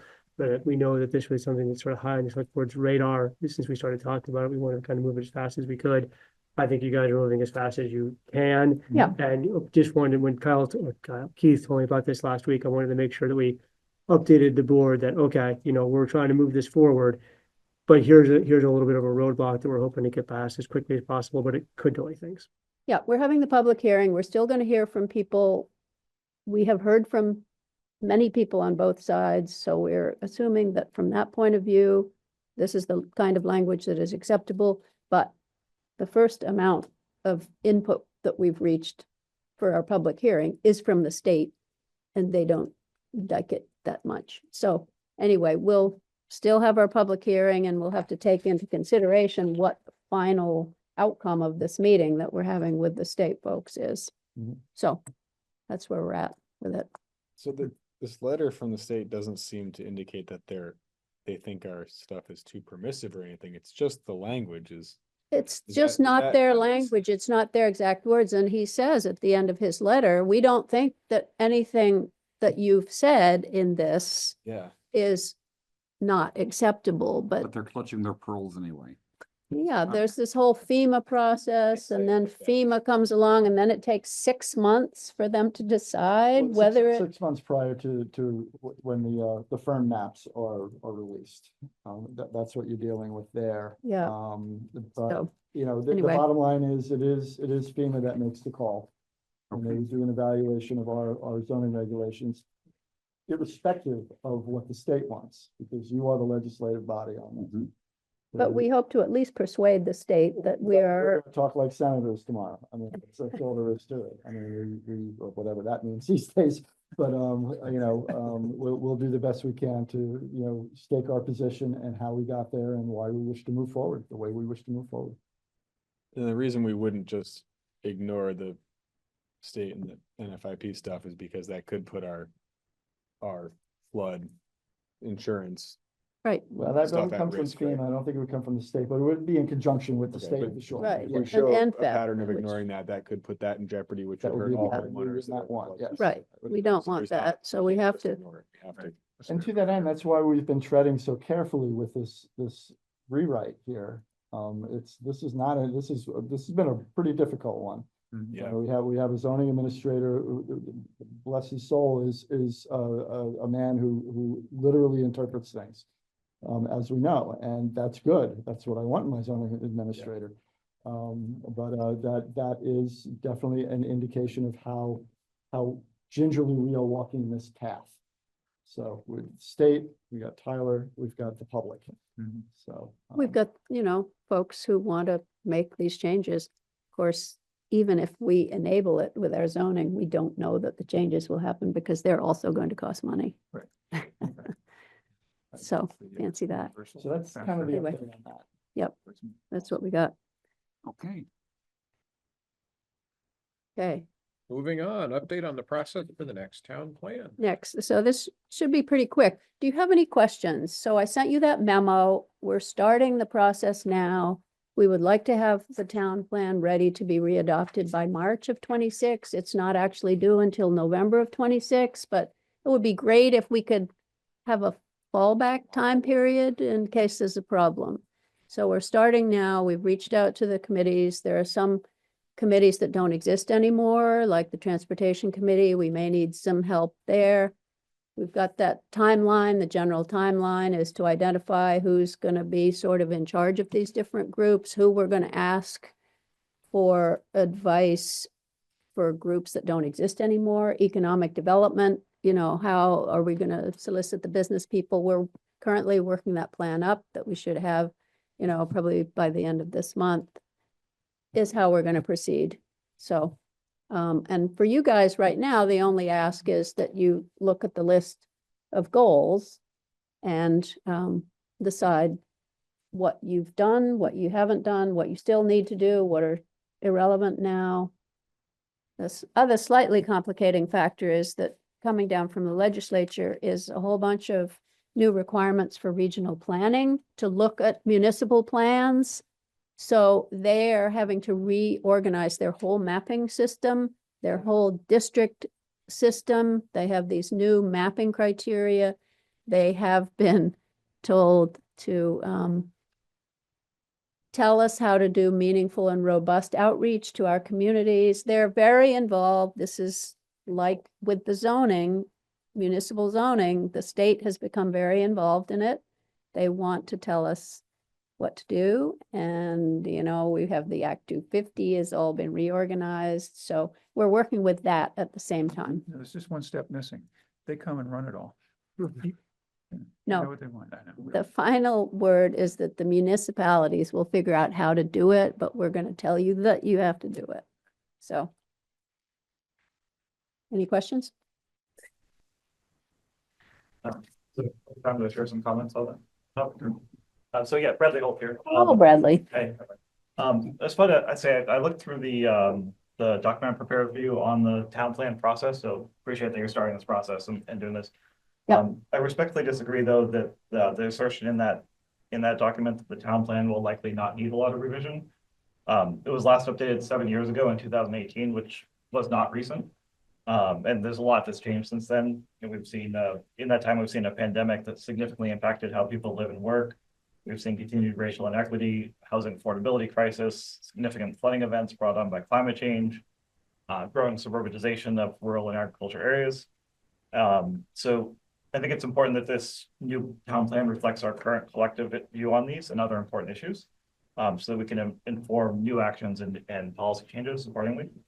And I'm certain that Richmond residents are going to be eager to provide input on our new town plan. So I ask ensure that you really do a significant public outreach and engagement and on this as you move forward in this planning process over the next year. So thank you for Yeah, that. we're putting together some potential outreach strategies, public meetings, farmers market booth, weekly or whatever is needed.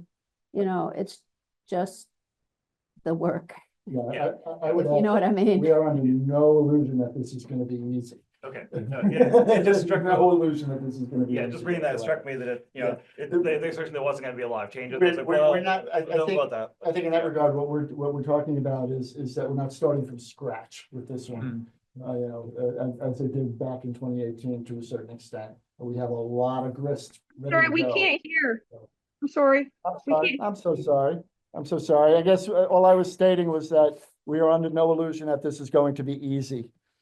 So that's my only rebuttal to that. That's all I got. You think the reference point for the planning commission is the 2018 was basically a completely from scratch right? Yeah, So this it is, was a rewrite because that plan Revamp. was really old. it's a huge revamp, but it's not a So, from scratch, so. yeah. Not It's all insurmountable. perspective, I guess. Yeah, by all plans, I think you're probably gonna have a lot of input from people and there's Yeah. a lot that has changed in that Yeah. time, so. And if you want to send us any ideas about what you think would be effective for outreach, you know, because there's all kinds of ways to do outreach and all it takes is time and energy from the people who are involved. But if you want to give us what you think would work, that's great. You know, we'll take your ideas. And I would echo that for every single person that's on Zoom right now. Yeah. We'll take any comments at any time with concern to the town plan. More input, the better the town plan Absolutely. ultimately, Yes. right? So.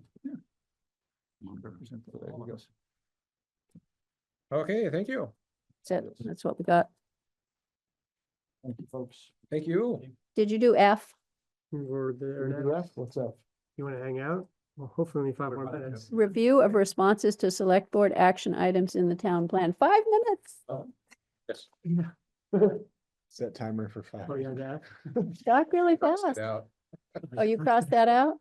Sorry, go ahead. So at the last meeting, we discussed that there was a number of action items that the board had to respond to for the town plan. Yes. so that you could begin your work. So at the last meeting, the board designated Bard and Lisa to work with me to go over those questions and provide that feedback to both of you.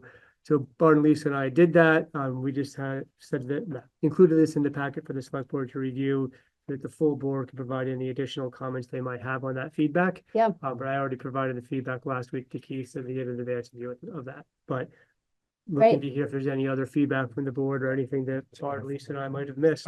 Yeah. Well, this is Bart, I point to examples and I'm picking one at random. We didn't Um, Come up with anything. We maintain the town's inclusivity policy, but have not taken up a civility policy. So that's like in the weeds of sort of what we've done, and it's related to a action language that said, maintain the town's inclusivity policy and explore the creation of a civility policy for the municipal workplace, boards, commissions, and town media presence.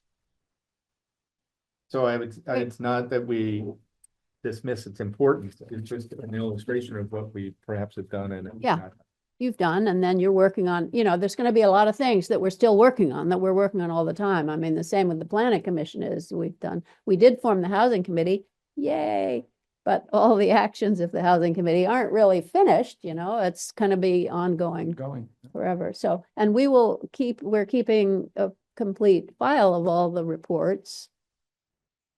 CCRPC wants to look at that too, and they have all kinds of new requirements that we're required to carry out as well. So, but we'll have all that information all gathered together for your spare time. You can look at it. But thanks for working on it. Yeah. I'm Very just gonna good. try to draw a connection between two agenda items, because I don't think this was on ours. Did we talk about expanding recreational opportunities and paths like Cochran Road in the town plan? There was something about recreation director, you know, Right. people are always wanting to have a recreation director to manage all this kind of stuff. So you're probably put ongoing for that.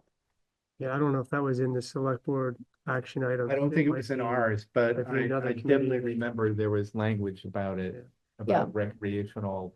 Right, it might have been in community development. Some of those you got, some of you didn't get, but So I'm drawing a connection between this conversation, the town plan, and that, because if memory serves, it was an item that came up in input from the town plan. Hey, you want to do something about these recreational infrastructures and right. pedestrian, bicycle safety kinds of stuff. Yeah, having perused the plan recently, I mean, I noticed that there's over 200 specific items Yeah. that are mentioned. And they're aspirational. Yeah. And so many of them are going to be not yet, ongoing, on the radar, whatever, you know, this is just aspirational. And then we have to prioritize them. And maybe the Cochran Road study falls under that level. I don't know.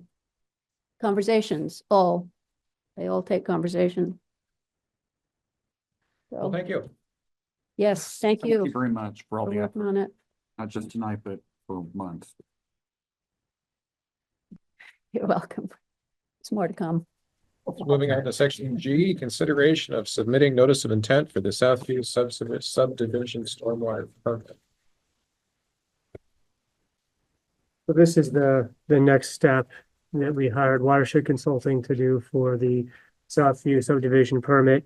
At the last meeting or the meeting prior, the board voted to submit the application certification for the notice of intent, and we also had a letter drafted that was going to go accompany that to discuss the unique permitting situation that we're in with no homeowners association.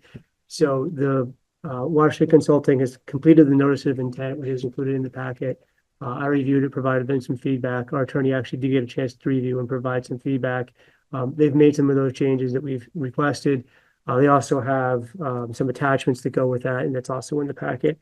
So this is just the next step in submitting that. At this point, then the application certification would go in with that, as well as the letter that was approved previously. So those would all go in to the state with the notice of intent. Questions, comments?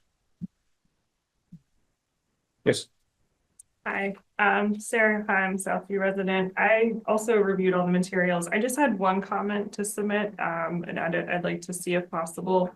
So there's one of the documents that was attached to the NOI, I believe it's called impervious surface delineation. It's a map that shows the roads and the houses, etc. Can you share that? And at the bottom of it, there's sort of like a key, and it says total impervious 10.39. And then it says HOA 6.63. You know what I'm gonna say, as in town of Richmond 3.75. So my only request would be, could we amend the HOA and instead say maybe privately owned land or something along those lines? Let me I just think get that's there and reasonable. see where Yeah. we're at. Yeah. So this says Yep, it's like, they even flagged it in red to really make it stand the out. HOA. Okay. How about even homeowners? So change HOA. Take the to- A off. HOA. Okay. I think in the NOI, it says something like privately owned land. So I was trying Yeah, to be just think of consistent. using Mhm. consistent language, but I just didn't want it to confuse the state. Give them. Or Be anybody else. transparent. There was no intention You there. need- No, I'm not accusing anyone of anything. I Yeah. just noticed this and just would ask that Thank be changed. So just this highlighted Good part here, right? observation. It's not, I'm not missing a spot that it's noted. That's the only place I noticed it.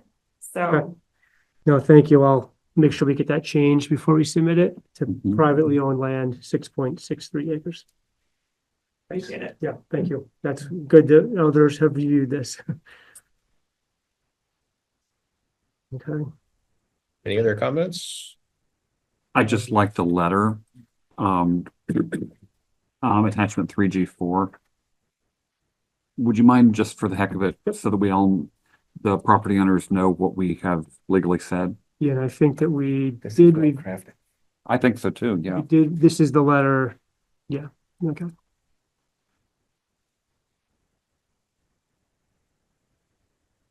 It's here. Yes, could you zoom it so we can? Yep.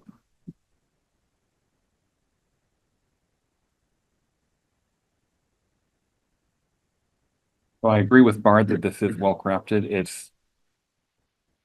I mean, at the last select board meeting, we all agreed this is silly to begin with, the arbitrariness of it, but this is stating for the record that we can only speak for ourselves. We do not have the property rights or easements to affect anybody else. And so we are disclaiming any responsibility for the area owned by the homeowners. Because we can't do otherwise.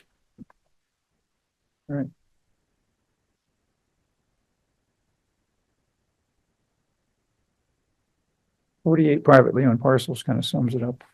Yep. And I think we're basically saying to the state, we can't act for these people. It's in your court. Right. Yep. Right. We're at the state. One other observation, if you would pull up the map, the formerly HOA map. So if you go down a little bit, show sort of the bottom of that image. You notice that all of the land slopes to the interstate? Mhm. Do you notice that all of the surface water that goes from Southview to the river has to somehow cross the interstate? Mhm. And that there are culverts underneath the interstate. Something. Bridge, there's not a bridge, is there? There is a bridge under, but there's not a whole lot of Not a water. water bridge. Yeah, the bridge isn't really where the It was water like two culverts, too. And my point is, if you were not thinking about the 3-acre stormwater rule as written, but perhaps thinking about how you would actually mitigate phosphorus and silt from moving from that part of Richmond to the river, you might contemplate settling ponds above the culverts on the, right where the water is. just above the interstate. I'm not a hydrologist or an engineer. I'm Who just owns that looking at land? the That Space is- for them too. Who owns the land right there where you're talking about? the Agency of Transportation in the right of way, that part. So we'd have to basically work with the state if we wanted to do that. Well, two different parts of the state. Yeah, that's Which the would thing. strike me, if you were looking at the best the hardest part. return on Yeah, they are. investment, you might consider Part of the job. in the abstract, capturing water as it goes under the interstate, Where where it's the concentrated. phosphorus has to pass under it. Mhm. Absolutely. So that's just a comment that I'd like to be brought up into this, in the engineering work as it moves forward. Beyond all the work that the statute and regulation would like private homeowners to do on their own impervious surfaces, is if we were like most sincerely interested in capturing phosphorus on its way to the river, there might be alternatives that are potentially more effective. If the goal is control, we got the place. Yeah. And it Yeah, would in be- that case, there's no need for the landowners to really. do This much. is such a hypothetical. I'm just More saying, well, efficient what's the to get it all in problem one that we're place. trying to solve? To control it, so. And if you want to talk about erosion. Just saying. we And do this have- would also have the benefit, go hand Bart, in hand. of the area that we've been calling Southview North, the people who were originally thought they were part of this, but then not, well, it's going to capture their water too, whether they are in the area that the state wants or not, you know? It's better for the environment. Right. So we'd be better in the environment, agnostic about who the homeowners are, and focus more on topography and hydrology, And gravity. as opposed to the arbitrary nature of the 3-acre rule and the base. There is a principle that says it's easier to ask for forgiveness than permission.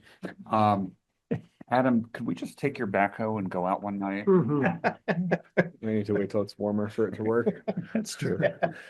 Actually, it'll get stuck if you do Doesn't that. have heat, Oh, that's so- so true. So that's, you know, apropos of nothing really. It's separate from this, but it also is relevant because I would like the engineers to at least nod at that Yeah. possible solution versus like all the stuff up above that captures part of whatever water is moving across the surface, Mhm. and then under the interstate. Sarah? It's- I think in theory, that sounds like a good idea. I also was just kind of curious, I don't know if you all could answer this or if this is more a question for the engineers, but when I was looking at the NOI, for each of the 2 discharge points, which you can see there, they're like those little yellow dots at the bottom. It specifies site area acres drainage, draining to this discharge point. And for discharge point 2, it's 108 site acres. And for the other one, it's, I think, 60 some site acres, 64.52. And I'm just wondering, do you know, like, is that only looking at the acreage area within the permit? Or is it looking at anything like outside of that? Go ahead. It's not looking at the acreage area in the watershed, I don't believe. It's looking at the acreage area in this permit. And the permit area that you're looking at on this map is not decided by the state per se. So this was created, I believe, by Watershed Consulting after some back and forth between the state and homeowners and the town. And essentially what this comes down to is this was originally permitted. And so as the person who applied for the permit, like the developers originally were who was responsible for doing all of this. And then it kind of just goes forward. Whoever is the responsible party, the town, the homeowners, whatever it may be, they're who then determines who's part of the site. And excuse me, if anything, it would expand, not get smaller. And it only is applying to this, what's inside of this yellow. They're not counting stuff up and above. Right. So, that's, I guess, my opinion. I'm not a hydrologist. I've just done a lot of research. But you stayed at a Holiday Inn Express last night? Excuse me? You stayed at a Holiday Inn Express? No, I didn't. I stayed up on Jericho Road where some of the water comes from. Right. That heads right down to this area. And so this, sorry, I haven't attended a select board meeting before. Do you need to know my name or? Yes, I was gonna get to that. So, yeah, so I'm Chelsea Brooks. Okay. I'm very interested in this whole topic, and it's funny because previously I've been on meetings. This is the first one I've been able to attend in person because I have 5 children at home. It's really difficult to get out. But enough about me and a lot about this. The select board over all of these meetings, I've kind of seen this theme, and that you all think that this is arbitrary or that it's like, it's not fair, it doesn't make sense. And there's validity to that, right? Because like, yeah, it does seem to not make sense. But then when you do the research, you find out like where the sense comes from, whether you agree with the sense or not, there are sense there to be had. This stuff was done back in the 80s. And when Larry and Joan Westall did this development, they got stormwater permitting for this bottom part that they did first. And as best I can tell, Larry and Joan Westall then decided that kind of stunk. We didn't like having to follow those rules, and we don't want to do that again. So the rest of Southview was developed in more of a piecemeal development pattern. Correct, And yeah. so they purposely, after this section was done, they purposely did things to go underneath the rules and not include all of Southview in their permitting. Now, the people who are the permittees could just say all of Southview should be included. That's not the state's to decide. That's the towns and yours as the people who are in this development. It's the state can only have jurisdiction over this because of the original permit, because of those original rules. They then went up and did Hidden Pine Circle, the other part that has Hidden Pine Circle has a permit, that little bottom section. Westall's did a development right below that. That was also sort of 8 times sideways between the state and the town. They were told no, and then a few years later came back when our planning commission had different members on it and were told yes. And so it's just, if you look at the history to all of this stuff, there's a lot of like funkiness, I'll say, or deceitfulness or shystiness. I don't know what you want to call it, but it's just, that's just how this is. So I guess I would warn against the select board saying like none of this makes any sense, because it does. If you read the rules, it's there and it has a purpose. I guess my interest in this right now, or my question for everyone, and I believe you live in Southview, right?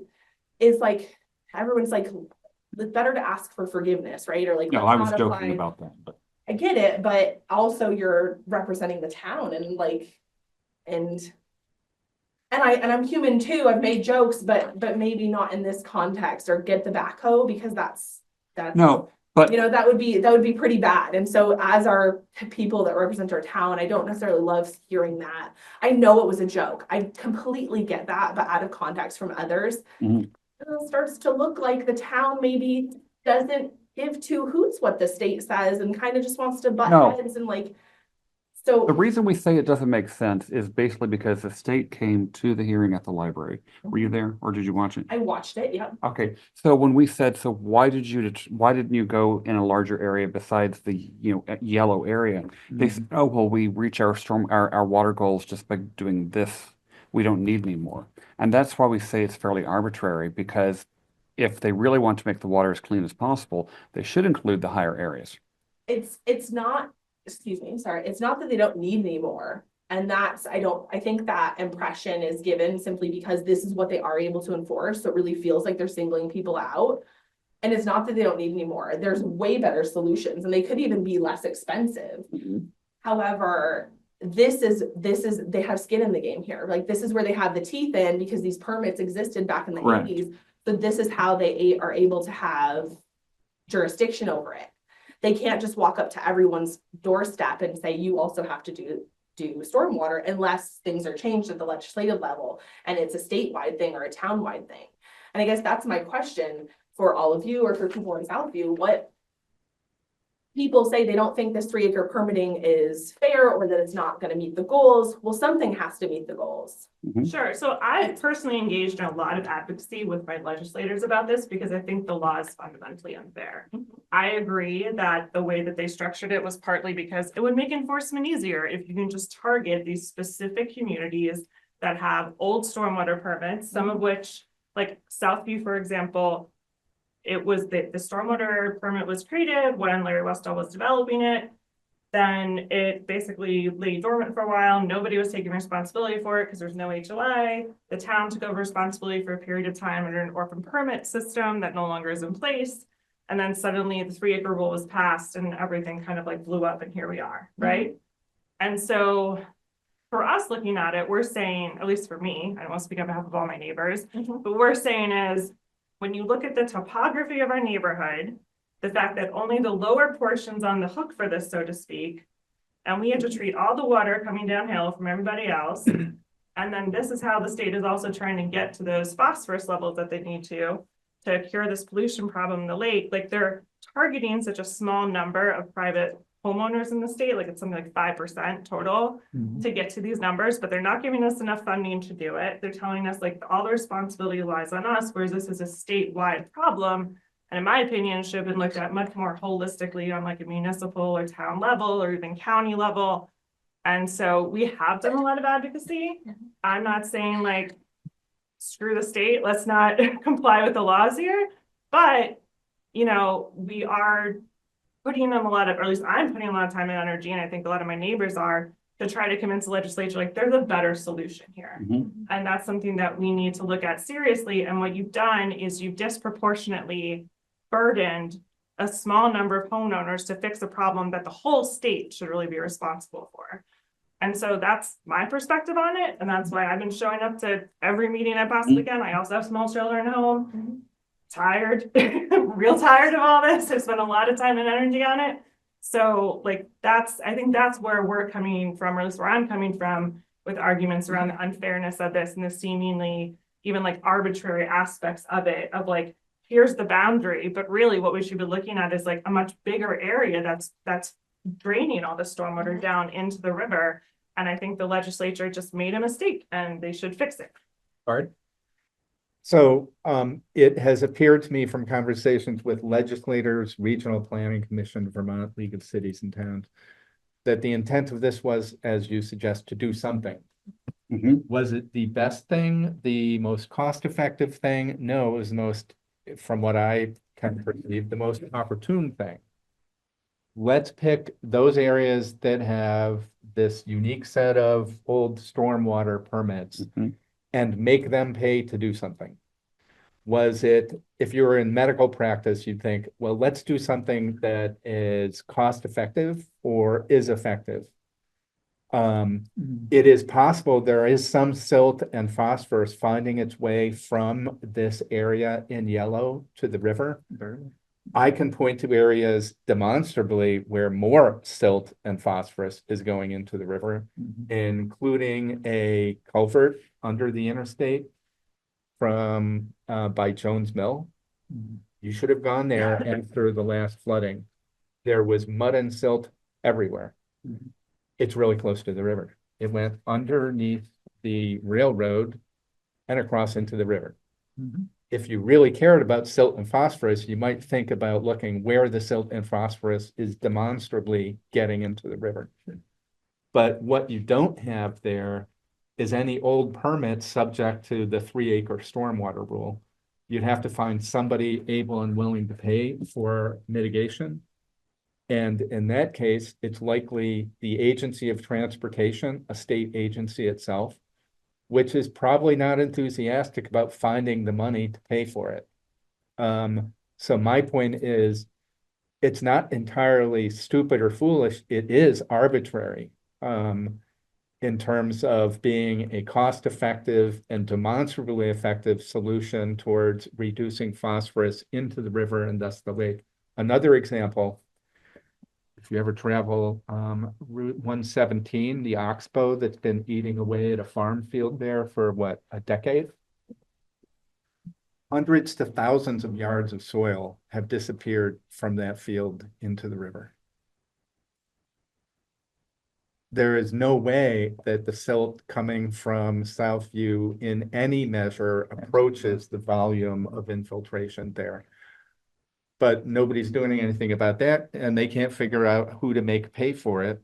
So that's my point, that they've seized on opportunities to try to make other people pay for something. It does not appear to me that it's based on demonstrated evidence of where the biggest problems are and mitigating those. And the saddest part is after all this noise dies down, there won't be any good results in phosphorus levels. Right. At the end of it. So. And just to add to what Bard said, the reason I tend to say arbitrary is because I think of two people who lived literally either next door to each other or across the street from each other. And because of something that happened, what is it, 30, 40 years ago, they're on the hook for paying all this money to remediate the stormwater issue, and the person across the street is not. That's not good government. I would think that's extremely unfair if I lived there.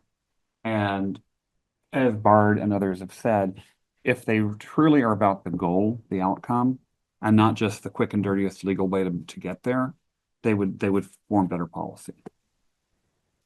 Yeah, I agree. I'm not here to say that I'm disagreeing with that. I agree with what you said, absolutely. I think that my stance is confusing to people because I'm not like taking a side. Okay. I don't think that like there needs to be rules. Obviously, like you said, something needs to happen. This is like the last thing you just said hits the nail on the head. This is the easiest thing that they could do legally. Because as I said, they can't just go up and knock on people's doors. People can decide to do different things. Our town can employ different solutions and different policies in our own, zoning and planning that helps with stormwater down the road. I guess, like I said, my initial comment is like to the perception when you're watching one of these videos back, especially the last few that I've watched, is that it's like we're to heck with them is the way it comes off. And I feel like as the people representing the town, it needs to not come off that way. I get it. You're trying to support this community of Southview that's unfairly, singled out. But the things you've said tonight, some of them I feel like haven't been said historically, and so that's where I'm kind of coming from on that one. Bart? Well, for what it's worth, this is like my 6th or 8th conversation about that, and I have said many of these things that I've said tonight in the past. So the other thing that you should know is, as a town, what we do for highway and road work has been for years trying to get ahead of this, to upsize culverts, to turn occasionally, we're contemplating culverts into bridges, larger riprap on the shoulders to reduce. Every time we mitigate damage to the road, we reduce silt and phosphorus infiltration downstream. We have spent, the taxpayers, have spent a lot of money doing that. So to be clear, the town has accepted responsibility for doing responsible things on our roads. And it's not lost on us that we have a lot of roads on steep hillsides that are prone to washouts. Our highway department, Pete and crew, have done a lot of work to reduce that over time. We are heavily impacted by that. And so we accept that. We're moving forward with that. It's not like we think phosphorus infiltration is a bad idea or we're anti everything. My view as trying to be a scientist about things and good policy, let's do things where investments make sense, that they have an impact. I've used the example of bloodletting before. For centuries, people thought bloodletting was an effective medical intervention. It has the feature of doing something. So I felt good because I did something, but did it actually cure a disease? Except in rare happy accidents, it didn't. So I'm really, from a public policy perspective, I think when we ask other people to throw money at something, or throw our money at something, or the state to throw money at something, that we should have some sense that it represents a good investment and a good return. You know, our road superintendent has done exactly what you're talking about. As we come across culverts that failed, pretty obviously because they're too small or they get piled up with trees, he's enlarging them to the degree that he can within his budget. And that's exactly the right thing to do. But he's also engineering mechanisms to slow the water down. Right. Catch Can't do basins, this. Yeah. flow arresters. I mean, I Logs. fully Yeah. agree that this phosphorus issue, I mean, Lake Champlain has a huge phosphorus and pollution issue. I think we can all acknowledge that. And we do need to do something about it. My biggest frustration with this is that it seems like the legislators went part way there and stopped and kind of came up with a 10% solution, whatever was easy. They didn't go all the way. They didn't commit to raising a funding source. They didn't commit to a statutory change because that's politically unpopular. Well, if it's so politically unpopular that they shouldn't pull it off, it shouldn't be on us to have to navigate this at the town level because the state failed to do that. So that's my biggest frustration, is that if this is such a great cause that we're going to put that burden on a few individual people for potentially tens or hundreds of thousands of dollars, then it should be such a politically advantageous issue that the state should take it on and make that statutory change at the state level. So when I say I don't want to do anything, it's not because I don't think the phosphorus is an issue, but it's because that is the mentality that our legislators set by doing this, and frankly, in such a half-assed way of not identifying a funding source and not doing it in a scientifically, I wouldn't say indefensible, but not a scientifically supported or not scientifically evaluating the most effective way to do it, but doing it in a way that was legally the most, and it's not the way that was legal, it was the way that they identified that was politically the most advantageous for them to make it happen legally by not identifying a funding source. Right. And that's frustrating. And I don't feel like we need to jump through hoops to follow through on a law where they didn't jump through a single hoop to make it happen. Right. On their end. And so that's my biggest frustration. Now, I do think we need to do something about it. And I do think the state has to do something about it. And I hope that this pushback encourages them to come up with a comprehensive policy for phosphorus and funding to implement that. Right. We didn't invent the term unfunded mandate, but that's absolutely what this is. Exactly what this is, yeah. And so I really do hope that the pushback doesn't stop this and stop all phosphorus mitigation. It encourages, frankly, more comprehensive laws that spread the cost and the implementation of that out on a statewide level to most cost effectively mitigate the phosphorus issues that we have in Lake Champlain. Paige, go ahead. Hi, thanks. Can hear me, I assume. Yes. So I just want to clarify a few things about the history of the neighborhood, and I've lived here in Southview for 25 years, and I have neighbors that have lived here for 35 or more, 40. So Westall built or planned this development, and in the sometime in the 1990s, he had to declare bankruptcy because he built a house on a lot in Jericho, and it was too close to a wetland, and he had to take the house down. So during that bankruptcy, some of the remaining lots were sold off, and that I bought one of those. And then a year after I bought my lot, Fitzgerald bought what we call Southview Middle, and that was developed as a 14-lot subdivision, and at the time did not need a stormwater permit. I don't think that there was an intent by Fitzgerald or Westall to kind of skirt under the rules. It was more just what was happening at the time, and because of Westall's bankruptcy. So I just did want to clarify that.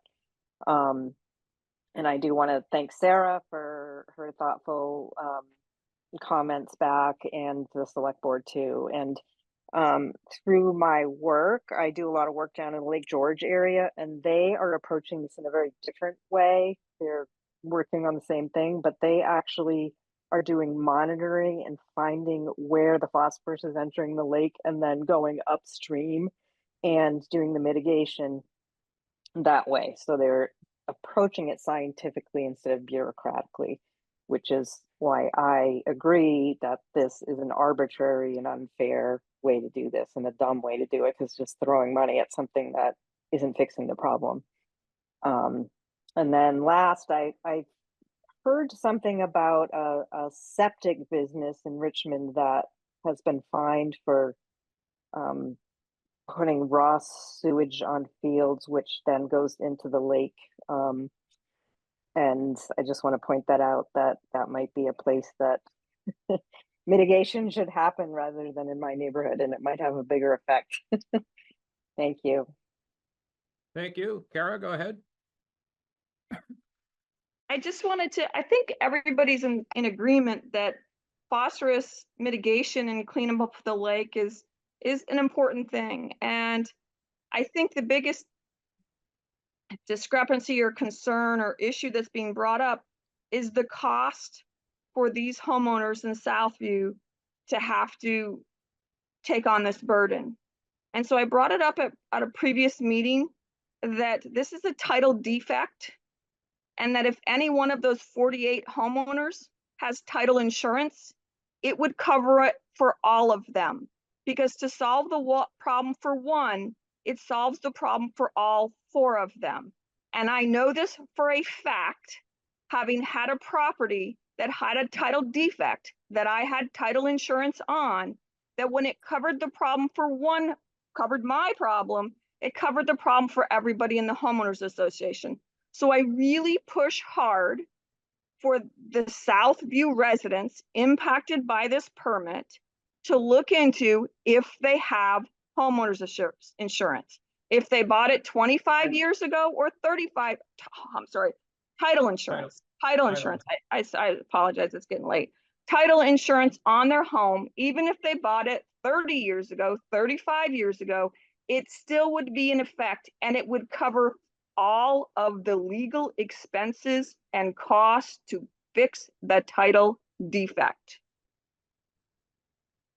And if nobody's looked into that, and not everybody in that homeowners, that neighborhood is aware, that's a source of funding that could solve the problem for everybody.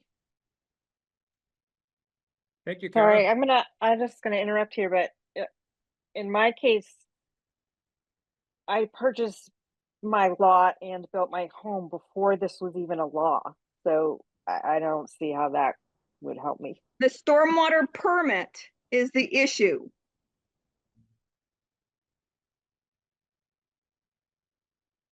That's the only way that state is being able to capture this group, is based on a stormwater permit, is what has been said in these public meetings.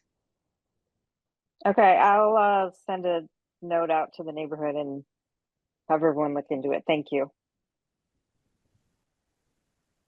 Thank you, Paige. Thank you, Kara. There's something in the chat. Thank you, Caitlin. Okay, are we ready to talk about the review of the timeline for the preliminary engineering for the? I think we need a motion to submit the NOI stuff. Oh, I'm sorry. Thanks. We'll go back to the memo. 154. Mr. Chairman, I move to submit the notice of intent for the Southview stormwater permit with any additional paperwork that the town attorney advises to be submitted. This is Bart. I'll second that. Thank you, Jay. Thank you, Bart. Any further discussion? Hearing none, calling the motion to a vote. Please identify yourself and signify your vote. Lisa, aye. Adam, I. Bart, aye. Jay, aye. David, aye. Thank you for that. So next we can talk about review of the timeline of preliminary engineering for the Southview stormwater project. So excited.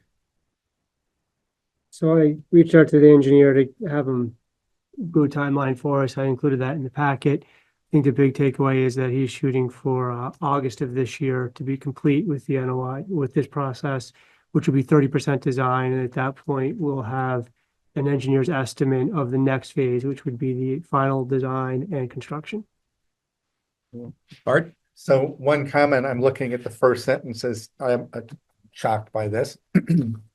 That the VTrans has historically been very aware of hosting a shared BMP on their land, which treats private land runoff. So, first, I don't know what BMP means. Management practices. So how about this? How about think that you're trying to solve a phosphorus problem in the lake and what the most cost-effective method of doing that might be? That's why I don't want to give up on this. I understand they would like nothing to do with it because it means money for them. They don't want to invest anything. They would prefer private landowners pay for things. So the engineer, I asked him two questions when he responded to this. One was the question about V-Trans that we had at the last meeting and also the timeline. So that's why he included that. I basically copied and pasted. But I will certainly express to him that the interest of the board and the town is to consider those as options and see what we could do to work with the state. And it sounded like, according to his response, he'd be happy to help us advocate for that. But as you expressed, very little surprise that it usually doesn't happen, but I think we should continue to ask. My question to him as an engineer is it an effective method of managing the silt and phosphorus? I don't think we should advocate for it because we're annoyed with the state's standards. But if that does make it more effective and or cost effective, that's then the it's a question. worthy thing to have. I'd suggest we request the data. If there's data, there must be data that they're basing Or their the decision. engineer to consider that, is that an effective Where location is this for a phosphorus coming from? management plan or pond or settling pond And I to treat like private, there, I'm sure there's a variety of land that it's draining from above that, not just these homeowners, but other homeowners. It's, let's think of it as a slope and forest and property above the highway. I just wanted to ask a question or for clarification on the last section's number 8, outreach and meetings. Does it suggest we have an internal meeting after the soils work is completed? We can schedule a community meeting after the wetlands work is completed to review the existing conditions plan. So I guess my first question is, what do they mean by internal meeting? Because I think we as homeowners are going to be greatly potentially affected by this. Would like to participate in most of these meetings if possible. So I didn't really know what internal meant, and just to get some clarity on that. Yeah, I took that as they would probably want to meet with me to kind of determine our next steps. Then go to a community meeting. I don't think we'd be making like final decisions in that meeting, just more like, okay, when are we going to schedule the next meeting? Here's our preliminary findings. We're going to discuss that with the board and the public. Okay, I just want to make sure, I guess, that we're not cut out of any more substantive discussions. If it's more just logistics of like, when are we going to have these conversations? That makes sense. Going to definitely share all of their findings either with the board or in the public meeting with the residents. All right. I'm gonna just recommend, Josh, this is probably tedious for them, that for these key meetings, maybe we just schedule as part of select board meetings and invite other folks, including the residents of Southview. I mean, it's similar to what we just did about a Cochran Road study. Like, I see this more similar than different. Any other questions? Are we ready to move on? Moving on. So next is follow up on the Vermont League of Cities and Towns advocacy to reform the 3-acre stormwater rule. So that was a follow-up on the question from the last meeting about what more can be done, and Barb found the good page on VLCT. This is their legislative initiatives. So I reached out to their contacts there about, how do we get involved? They basically said, hang tight, we'll get in touch with you as we kind of organize towns that want to provide more feedback to the legislature. So as soon as I hear more about what they're doing to organize, I will bring that back to the board. All right. So just a reminder, well, people in Southview and Richmond may think we're unique. Unfortunately, we're not. There are other towns and other residents and homeowners associations around the state. When I saw the list at one point, one of them is, I think it was 3.01 acres. And I remember thinking, if I lived there, I'd get rid of 0.01 acre of impervious surface. Which illustrates what I consider the arbitrary nature. You could be just above that or below that and be in or out of scope. But it also illustrates that VLCT is making this an advocacy activity. It illustrates that there are other towns and that there is at least a perception that there are some flaws, inequities, or arbitrary factors in the 3-acre stormwater rule. We are not alone. Are we ready to move on? Go ahead. I just have a quick question. Has the town provided feedback to the VLCT? Has the town provided feedback to I mean, VLCT? so, Yes. so you, like, what changes that? So what Josh just Would like said, to see. they are organizing, VLCT is the Vermont League of Cities and Towns. It represents all the cities and towns in the state, and they send something out. Everybody who's interested, let us know. And they are at the stage of saying who's interested, and then they apparently, as I understand it, will come up with an action plan that includes all those people. And I believe it's directed at legislative advocacy. So it's at the very early stages. Yes. Okay. Consideration of approving use of the town center and library reserve fund for preventative maintenance on the elevator in the town center. So this is a proposal from Otis Elevator that performs the routine inspections and maintenance on the elevator. They came to us with a proposal for $4,414.78 for a preventative maintenance overhaul and larger maintenance of the elevator. Looks like it's probably something we should pursue, considering the issues we've had over the library, where it seemed like there was a lot of delayed preventative maintenance. And I'm asking for that to come out of the town center fund, because we've really spent the building maintenance line. Otherwise, I would normally put it on the building maintenance, but with some lighting upgrades and other things we've dealt with in the first half of this fiscal year, that's been expended the full 15,000, and this being a $4,400 expense and not being something like a broken heater that we have to jump on. I wanted to make sure that it got approval from the board to come out of the fund. Jay? It seems completely reasonable to me, but I do have a question. The most recent out of order period, last fall, right? Here or over there? Over there. Yeah. I didn't bother to ask Rebecca exactly what was broken, but was that issue something that this preventative maintenance would have probably prevented? Yeah, I asked them, I think it was a hydraulic fluid of some sort in there that hadn't been changed, so I asked them to take a look at that as they do the preventative maintenance. They said they would inspect that as well, because I wanted to make sure we didn't have exactly the same problem. Right, and the repairs, the cost of the repairs to get it working again were in excess of $4,400. It was Yes. very expensive and time consuming. And probably on a weekend with emergency urgent call fees and overtime and stuff.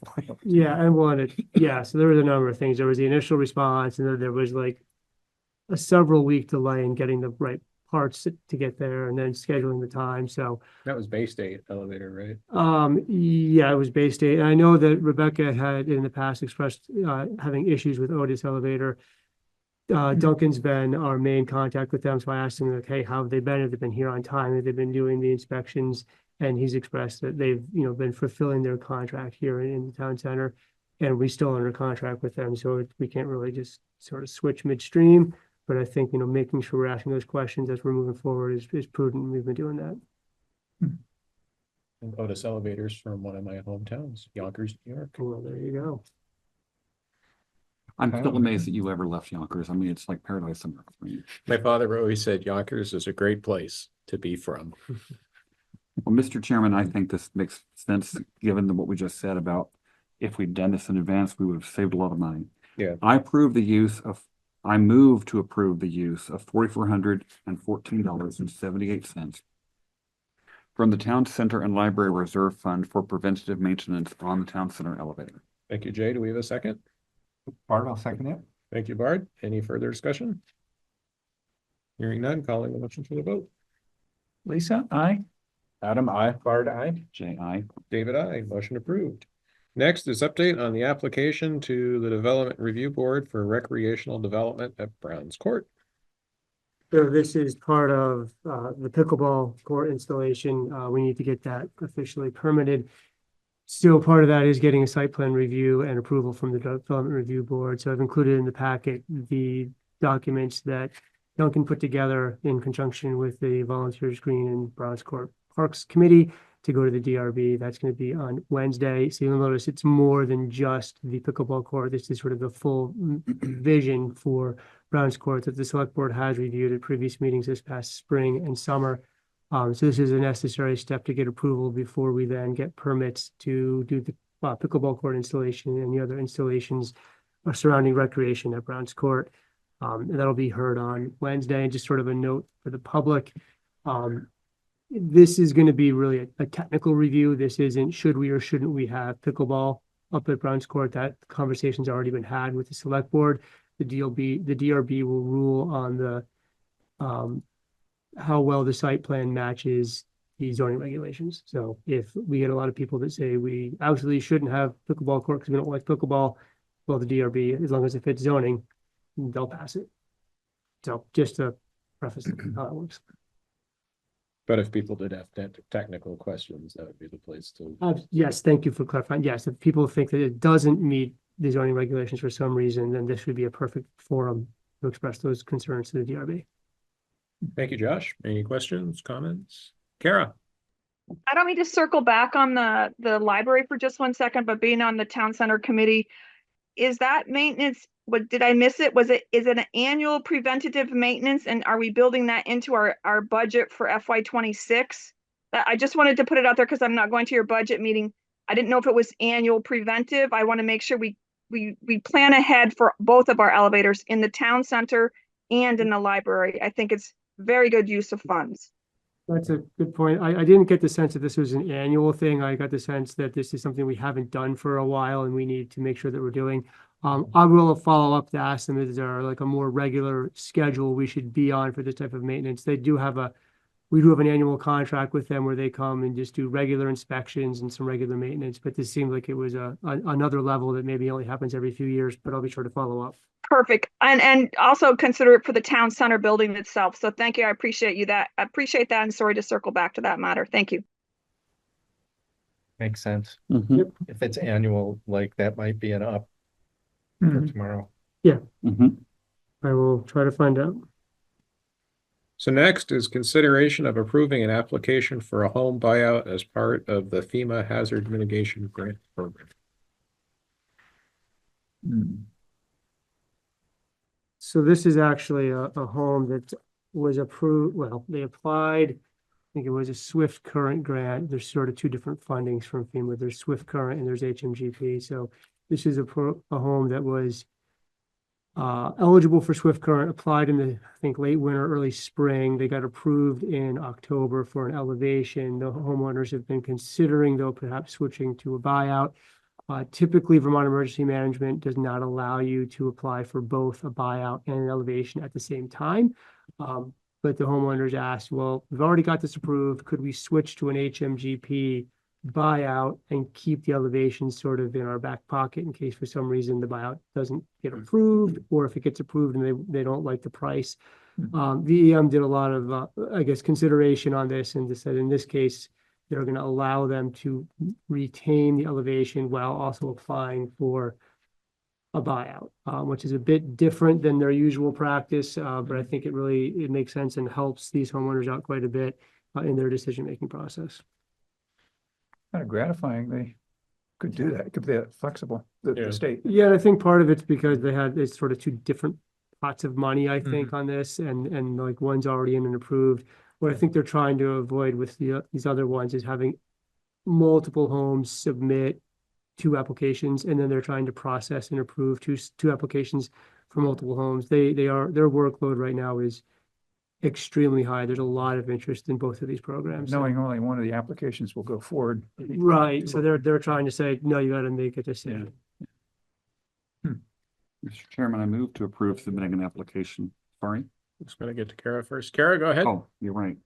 Thank you all for your hard work on this. I really do appreciate everybody's time on this, from Josh and everybody else.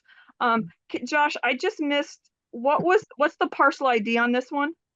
Switching from that potential elevation to a buyout means the town will own that parcel? The 65 SMOD. Right. Okay, great. No, I appreciate you just giving me that update.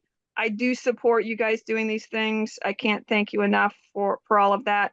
The one thing, I'm not going to your budget meeting again tomorrow night. We did talk about that these buyouts might not happen until 2026. Just to let you know, that means it can come off your grant list and be prorated.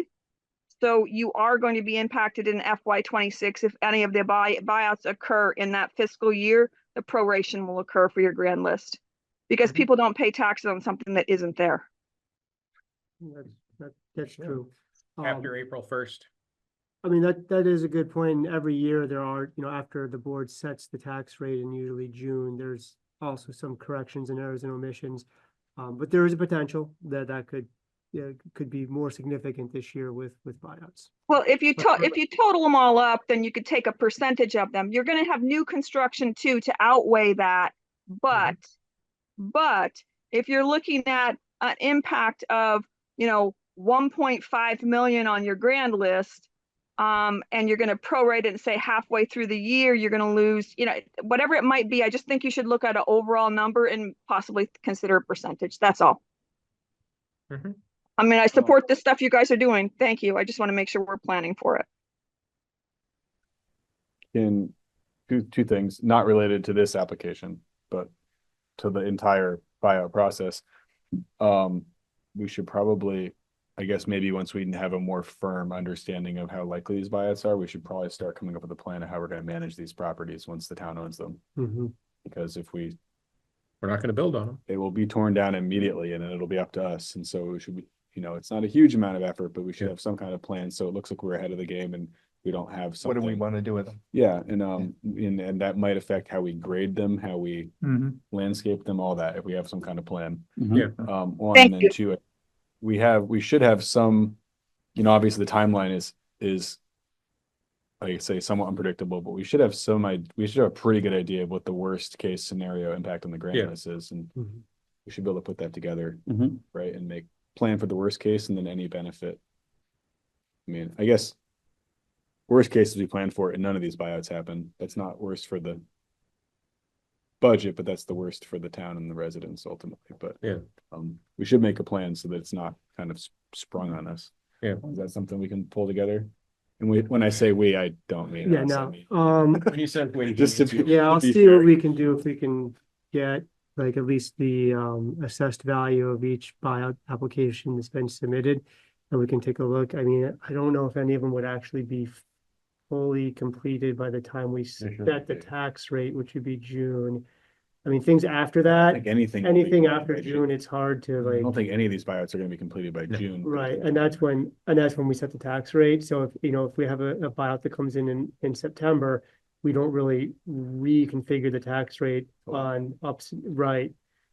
So there's not really a way to plan around this. I mean, there would be maybe. Can I make a recommendation for you to be aware of? It's Yeah, go just for your loss. It's just your loss in revenue that you're going to experience because you're not going to have that tax coming in. So it's just the realization that Q1, you might lose a certain percentage, Q2, Q3, and Q4. That's how you can really plan it out because it's only a loss of revenue. It's not any change in tax rates or anything like that I don't think you guys are going to want to delve into. But if you have unallocated funds that you're leaving set aside and potentially that's is able to cover that loss in revenue, it's just something to plan out. That's all I'm trying to say. So it's not a surprise. I think, Josh, your statement is the place to start. What are the candidate properties? What is the current assessed value? And as they either move forward or drop off, we can then be looking at what the scope of future impact would be. Yeah. But I know we talked about it at a budget meeting that there was no impact. And so I just wanted to bring it up to you tonight that there's a potential. Thank you. Mr. Chairman, I move to approve submitting an application for the home buyout program for 65 Esplanade Street. Thank you, Jay. Do we have Adam second? Thank you, Adam.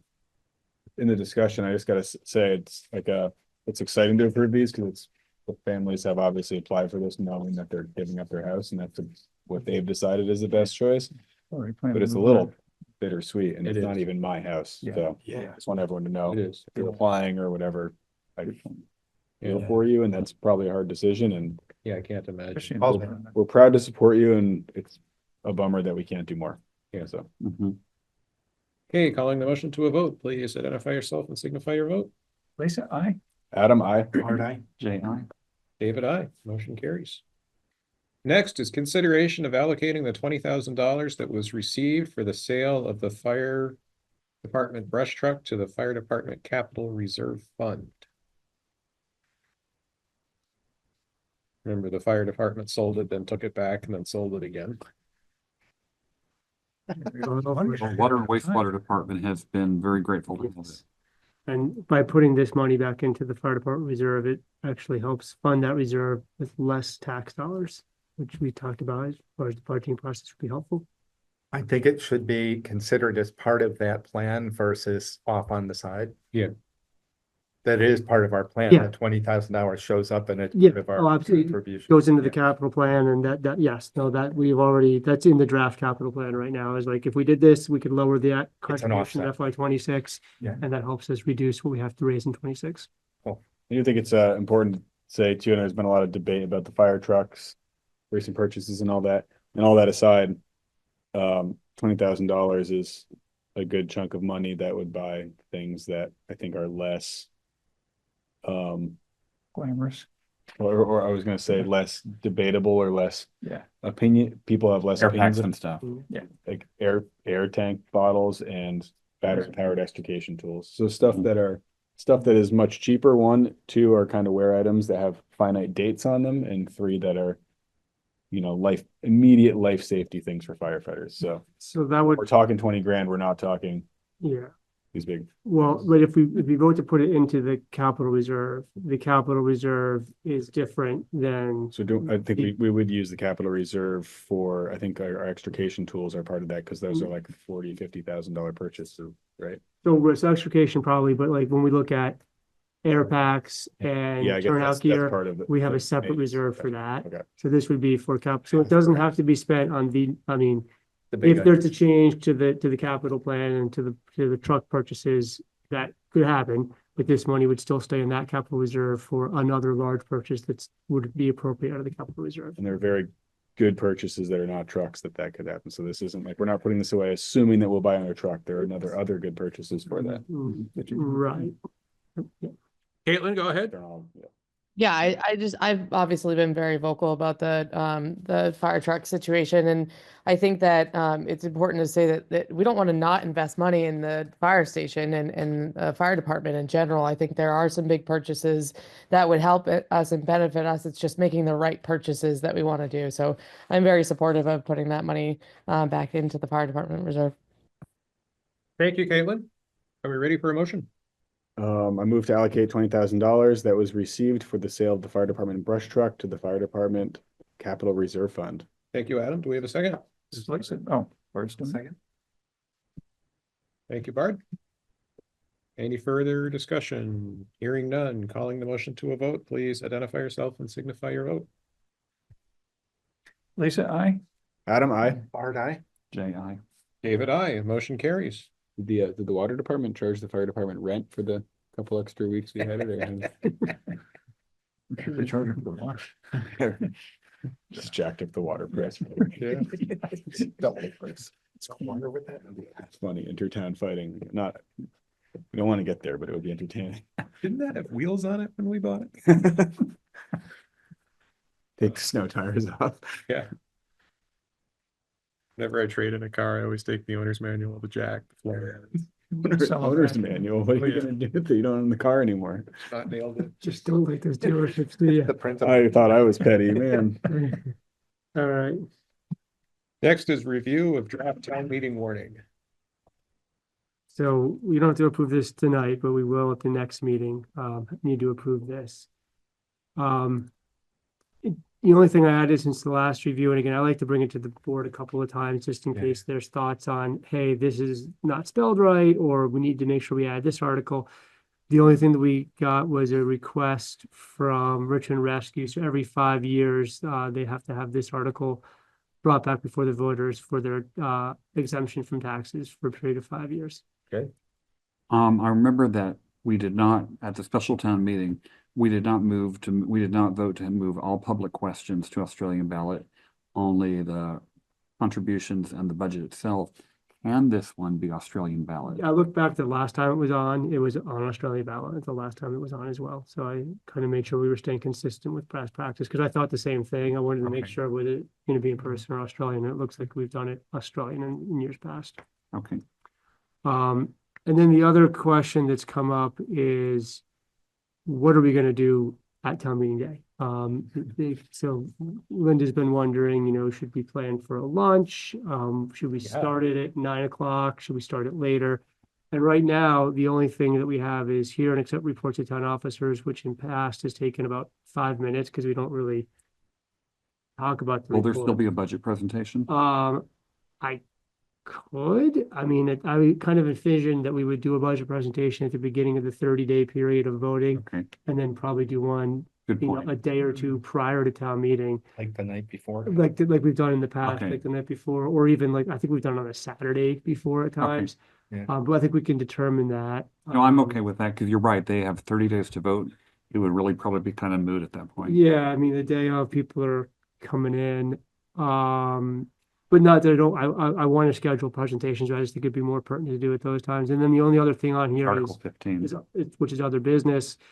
And that could be, it's hard to predict, right? That some years that's 5 minutes, some years it's an hour. Somebody could bring a citizen resolution about how we should do this regarding Palestine. Exactly, as I say, we've had stuff about Richmond specific items, like last year, it was a lot about housing in Browns Court. And in other years, it's been about international issues. Yeah, like how we should not have nuclear weapons and Yeah, like I think there was about, there's been a number of different topics, but it's hard to say what people are really gonna bring up. So like when Linda asked me, I'm like, I don't know, we could be out of there by 9:15 or we could be there till 1 o'clock, but it's really hard to tell with these two items. And I don't know how much we want to let.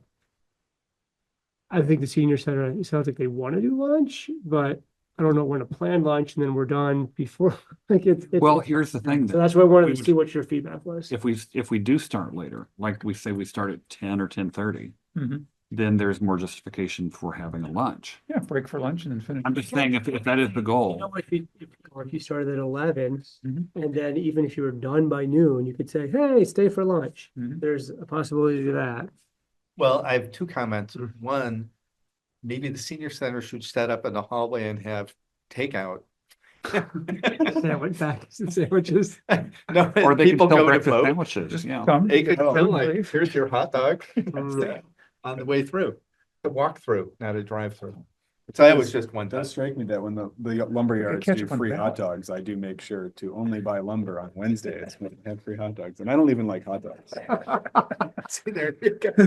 Uh, And another thing I've been thinking about, this is related to Article 3. Now that we've moved from town meeting discussion and voice vote to Australian ballot on the budget.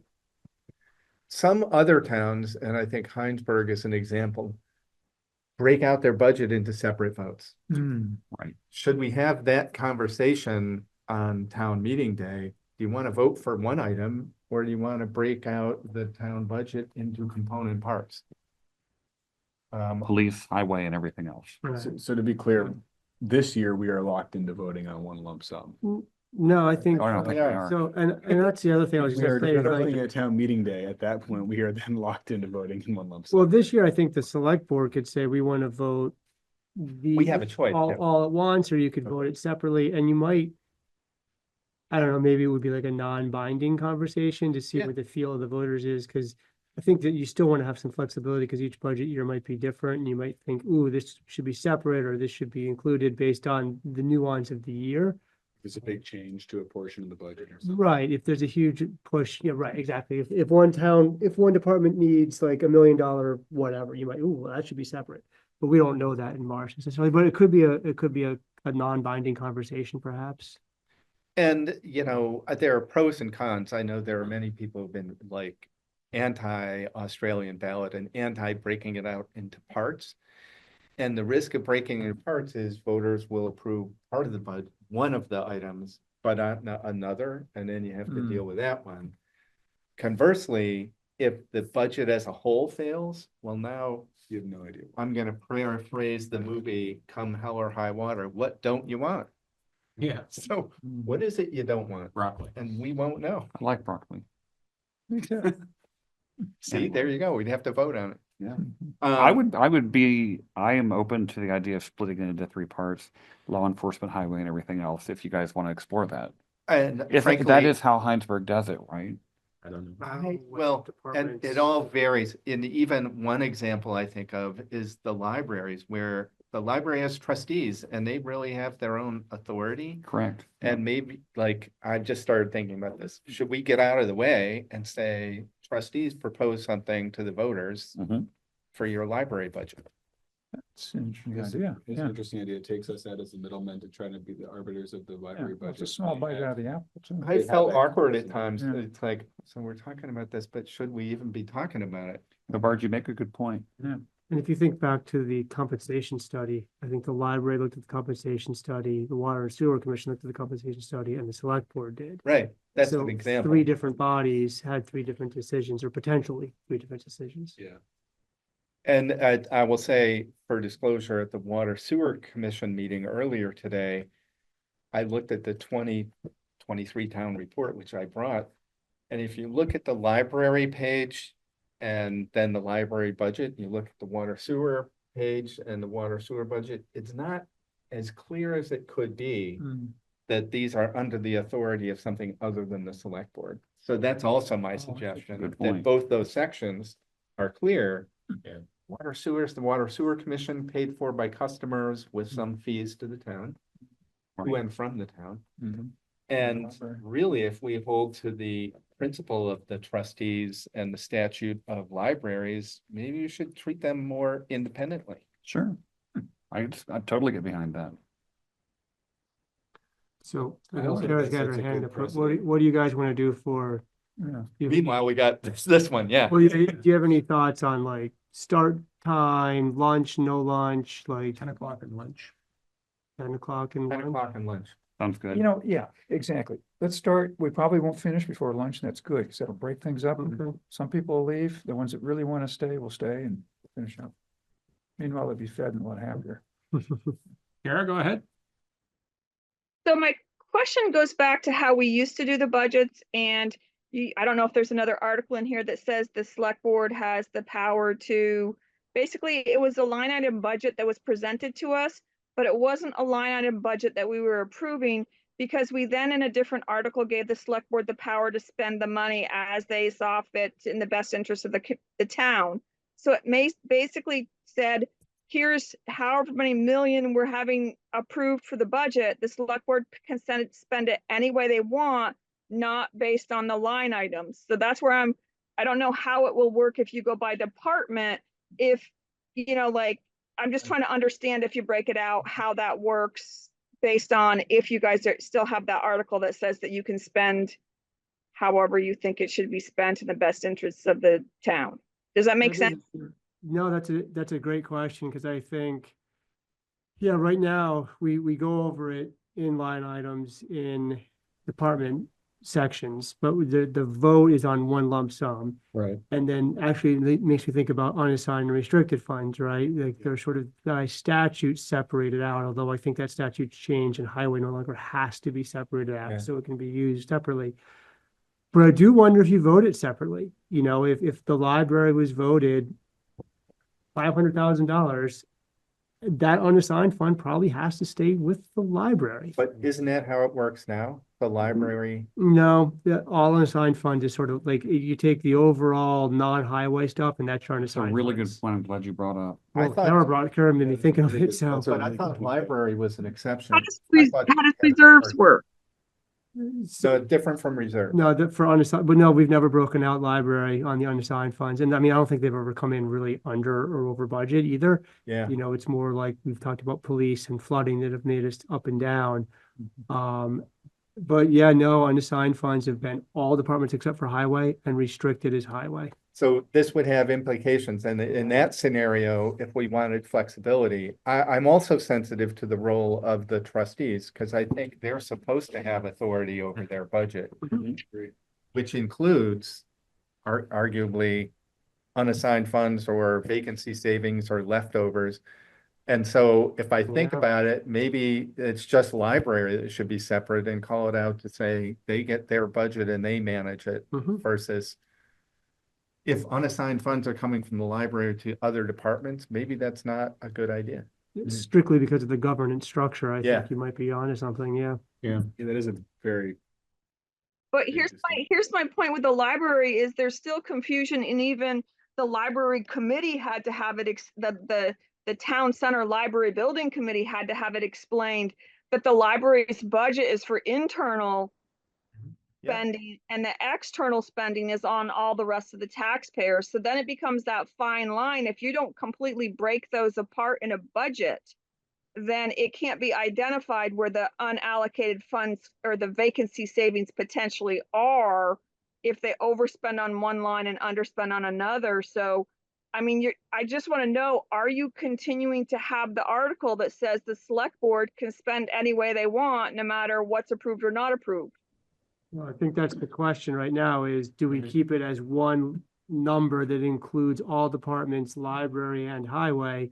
Or do we say library is this much and everything else is this much? So if we keep it as one lump sum, barring any statutory stuff like reserve or restricted funds, we can theoretically spend it however best suits we think the best interest of the towns. If you have that other article, it's a separate article that gives you that power, right, Josh? No, there's not. I don't believe there's a separate article. It's because the budget is voted on as a lump sum, even though we present. Go back to your prior year select board meetings. You had a separate article that said one article was the budget and then another article was check that out. I don't think I mean, since my 6 years here, I don't recall a separate article saying that the board can spend the budget however they want. I think that's all wrapped up into the lump sum voting of the budget. It could be in the wording, yes.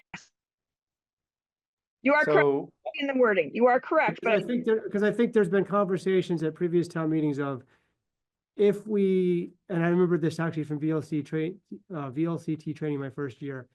If there's a motion, we want to cut $50,000 from the police department. Okay, you're not really cutting it from the police department, you're cutting it from the overall number.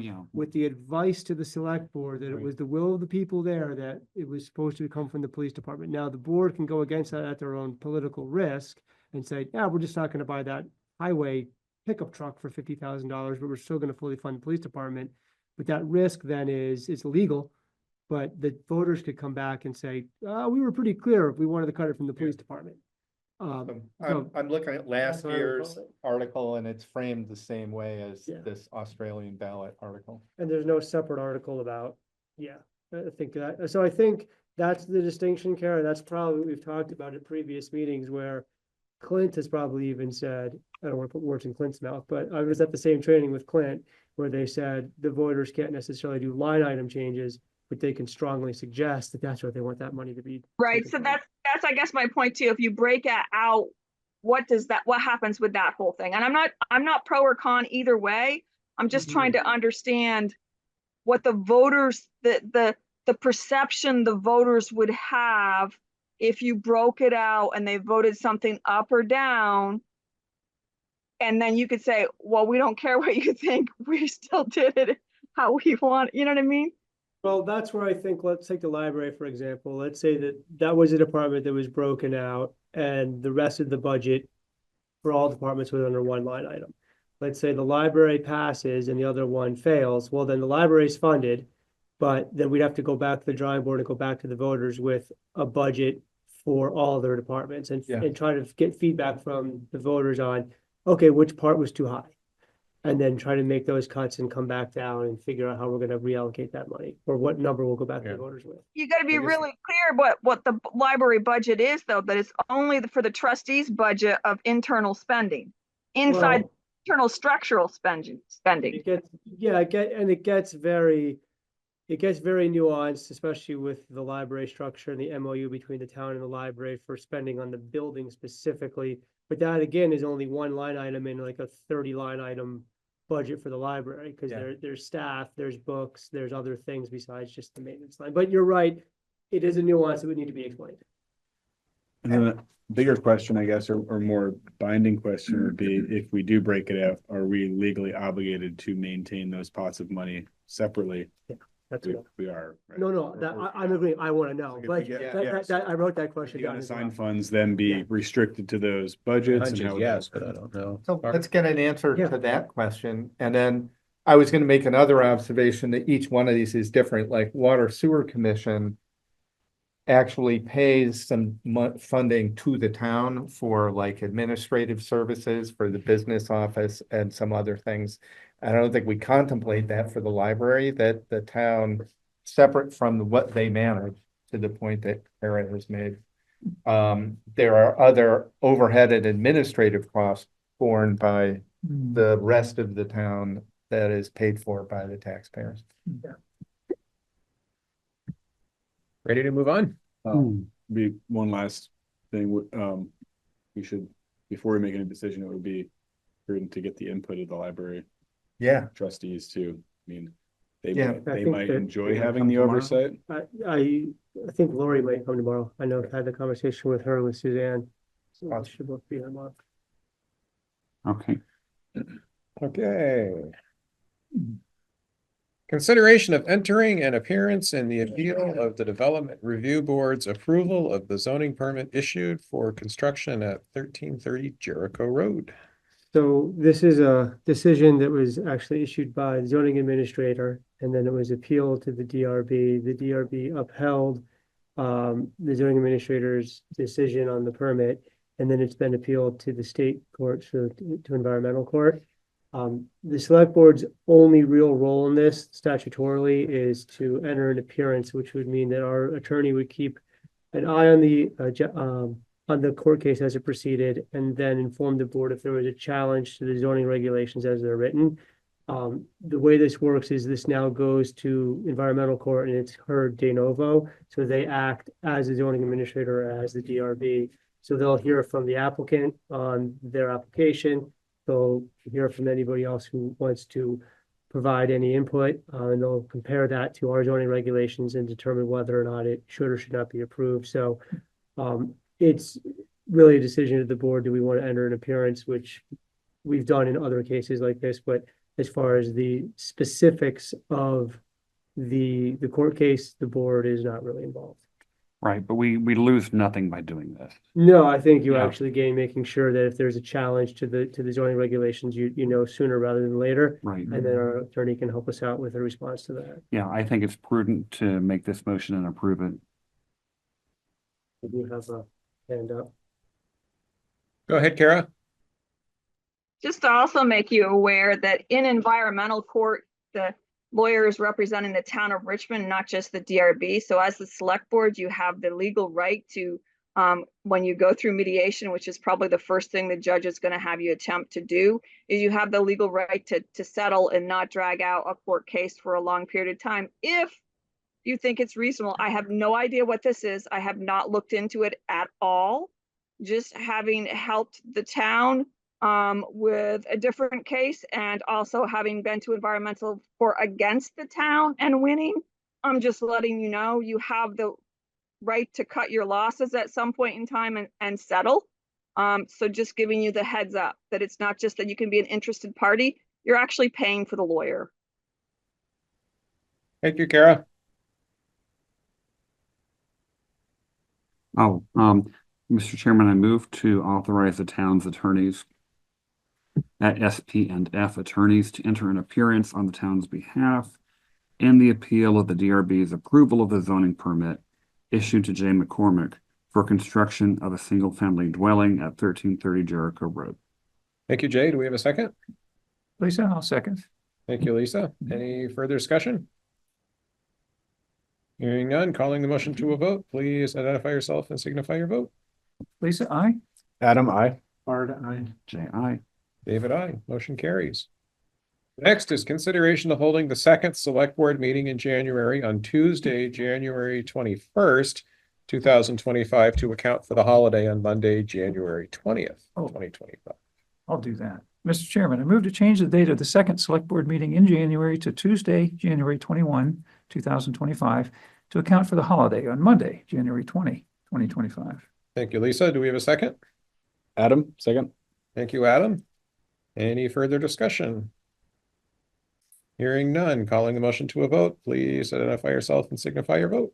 Lisa, aye. Adam, I. Bard, aye. Jay, aye. David, aye.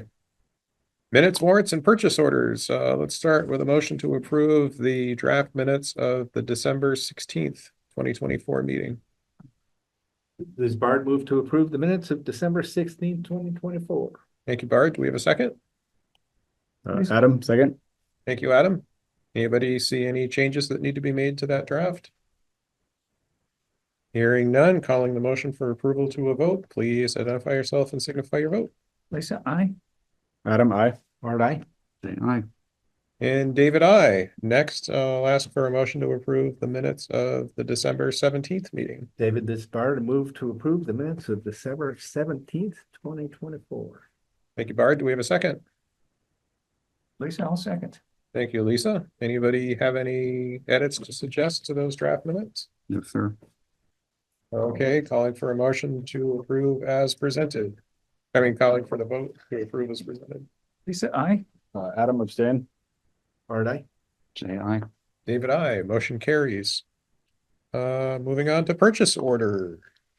I have a purchase order to approve purchase order 5171 to Passive Insurance for town insurance for the second half of fiscal year 25 in an amount not to exceed $74,451.40. Mr. Chairman, so moved. If that's Thank you, acceptable. Lisa. This Bard, I'll second that. Thank you, Bard. So for voters watching at home, since you may not be familiar with passive is essentially part of VLCT. And that's how we're getting it.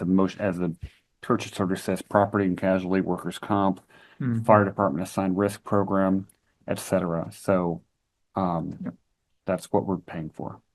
About everything but health insurance, I think. Right. Yep. Any questions? Okay, calling for a vote. Lisa, I. Adam, I. Bard, aye. Jay, aye. And David, I. Okay, next, purchase order 5179 to the Heinsberg Police Department for police coverage for the month of October 2024 in an amount not to exceed $34,197.50. It's Adam, move to approve the purchase order to Heinsberg Police Department for $34,197.50. Thank you, Adam. Do we have a second? This Bard, I'll second that. Thank you, Bard. Any questions? Hearing none, calling the motion to a vote. Please identify yourself and signify your vote. Lisa, I. Adam, I. Bard, aye. Jay, aye. And David, I. Just the two purchase orders, correct? Correct. Okay, moving on to warrants. This Bard move to approve the warrants as presented. Thank you, Bard. Do we have a second? Adam, second. Thank you, Adam. Any questions on the warrants? Okay, calling for a vote to approve the warrants. Lisa, I. Adam, I. Bard, aye. Jay, aye. David, I. Warrants are approved. Items for next agenda, 3-acre storm permit will be coming back.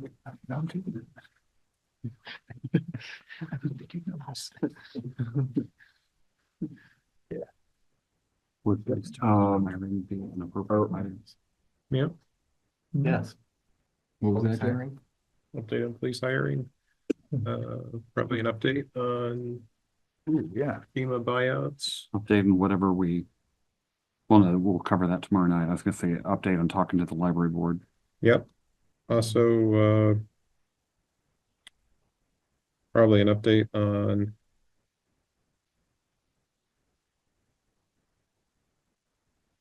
what did we schedule a hearing for on February 10th? No, just update on the Cochran Road. Oh, hearing. right. Oh, Public right. hearing, Oh, yeah. giving people a chance to ask about that.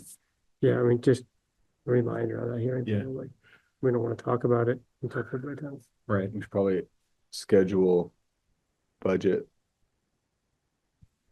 information sessions. For town meeting? Yeah. Yeah. Right? We should probably schedule those sooner rather than later.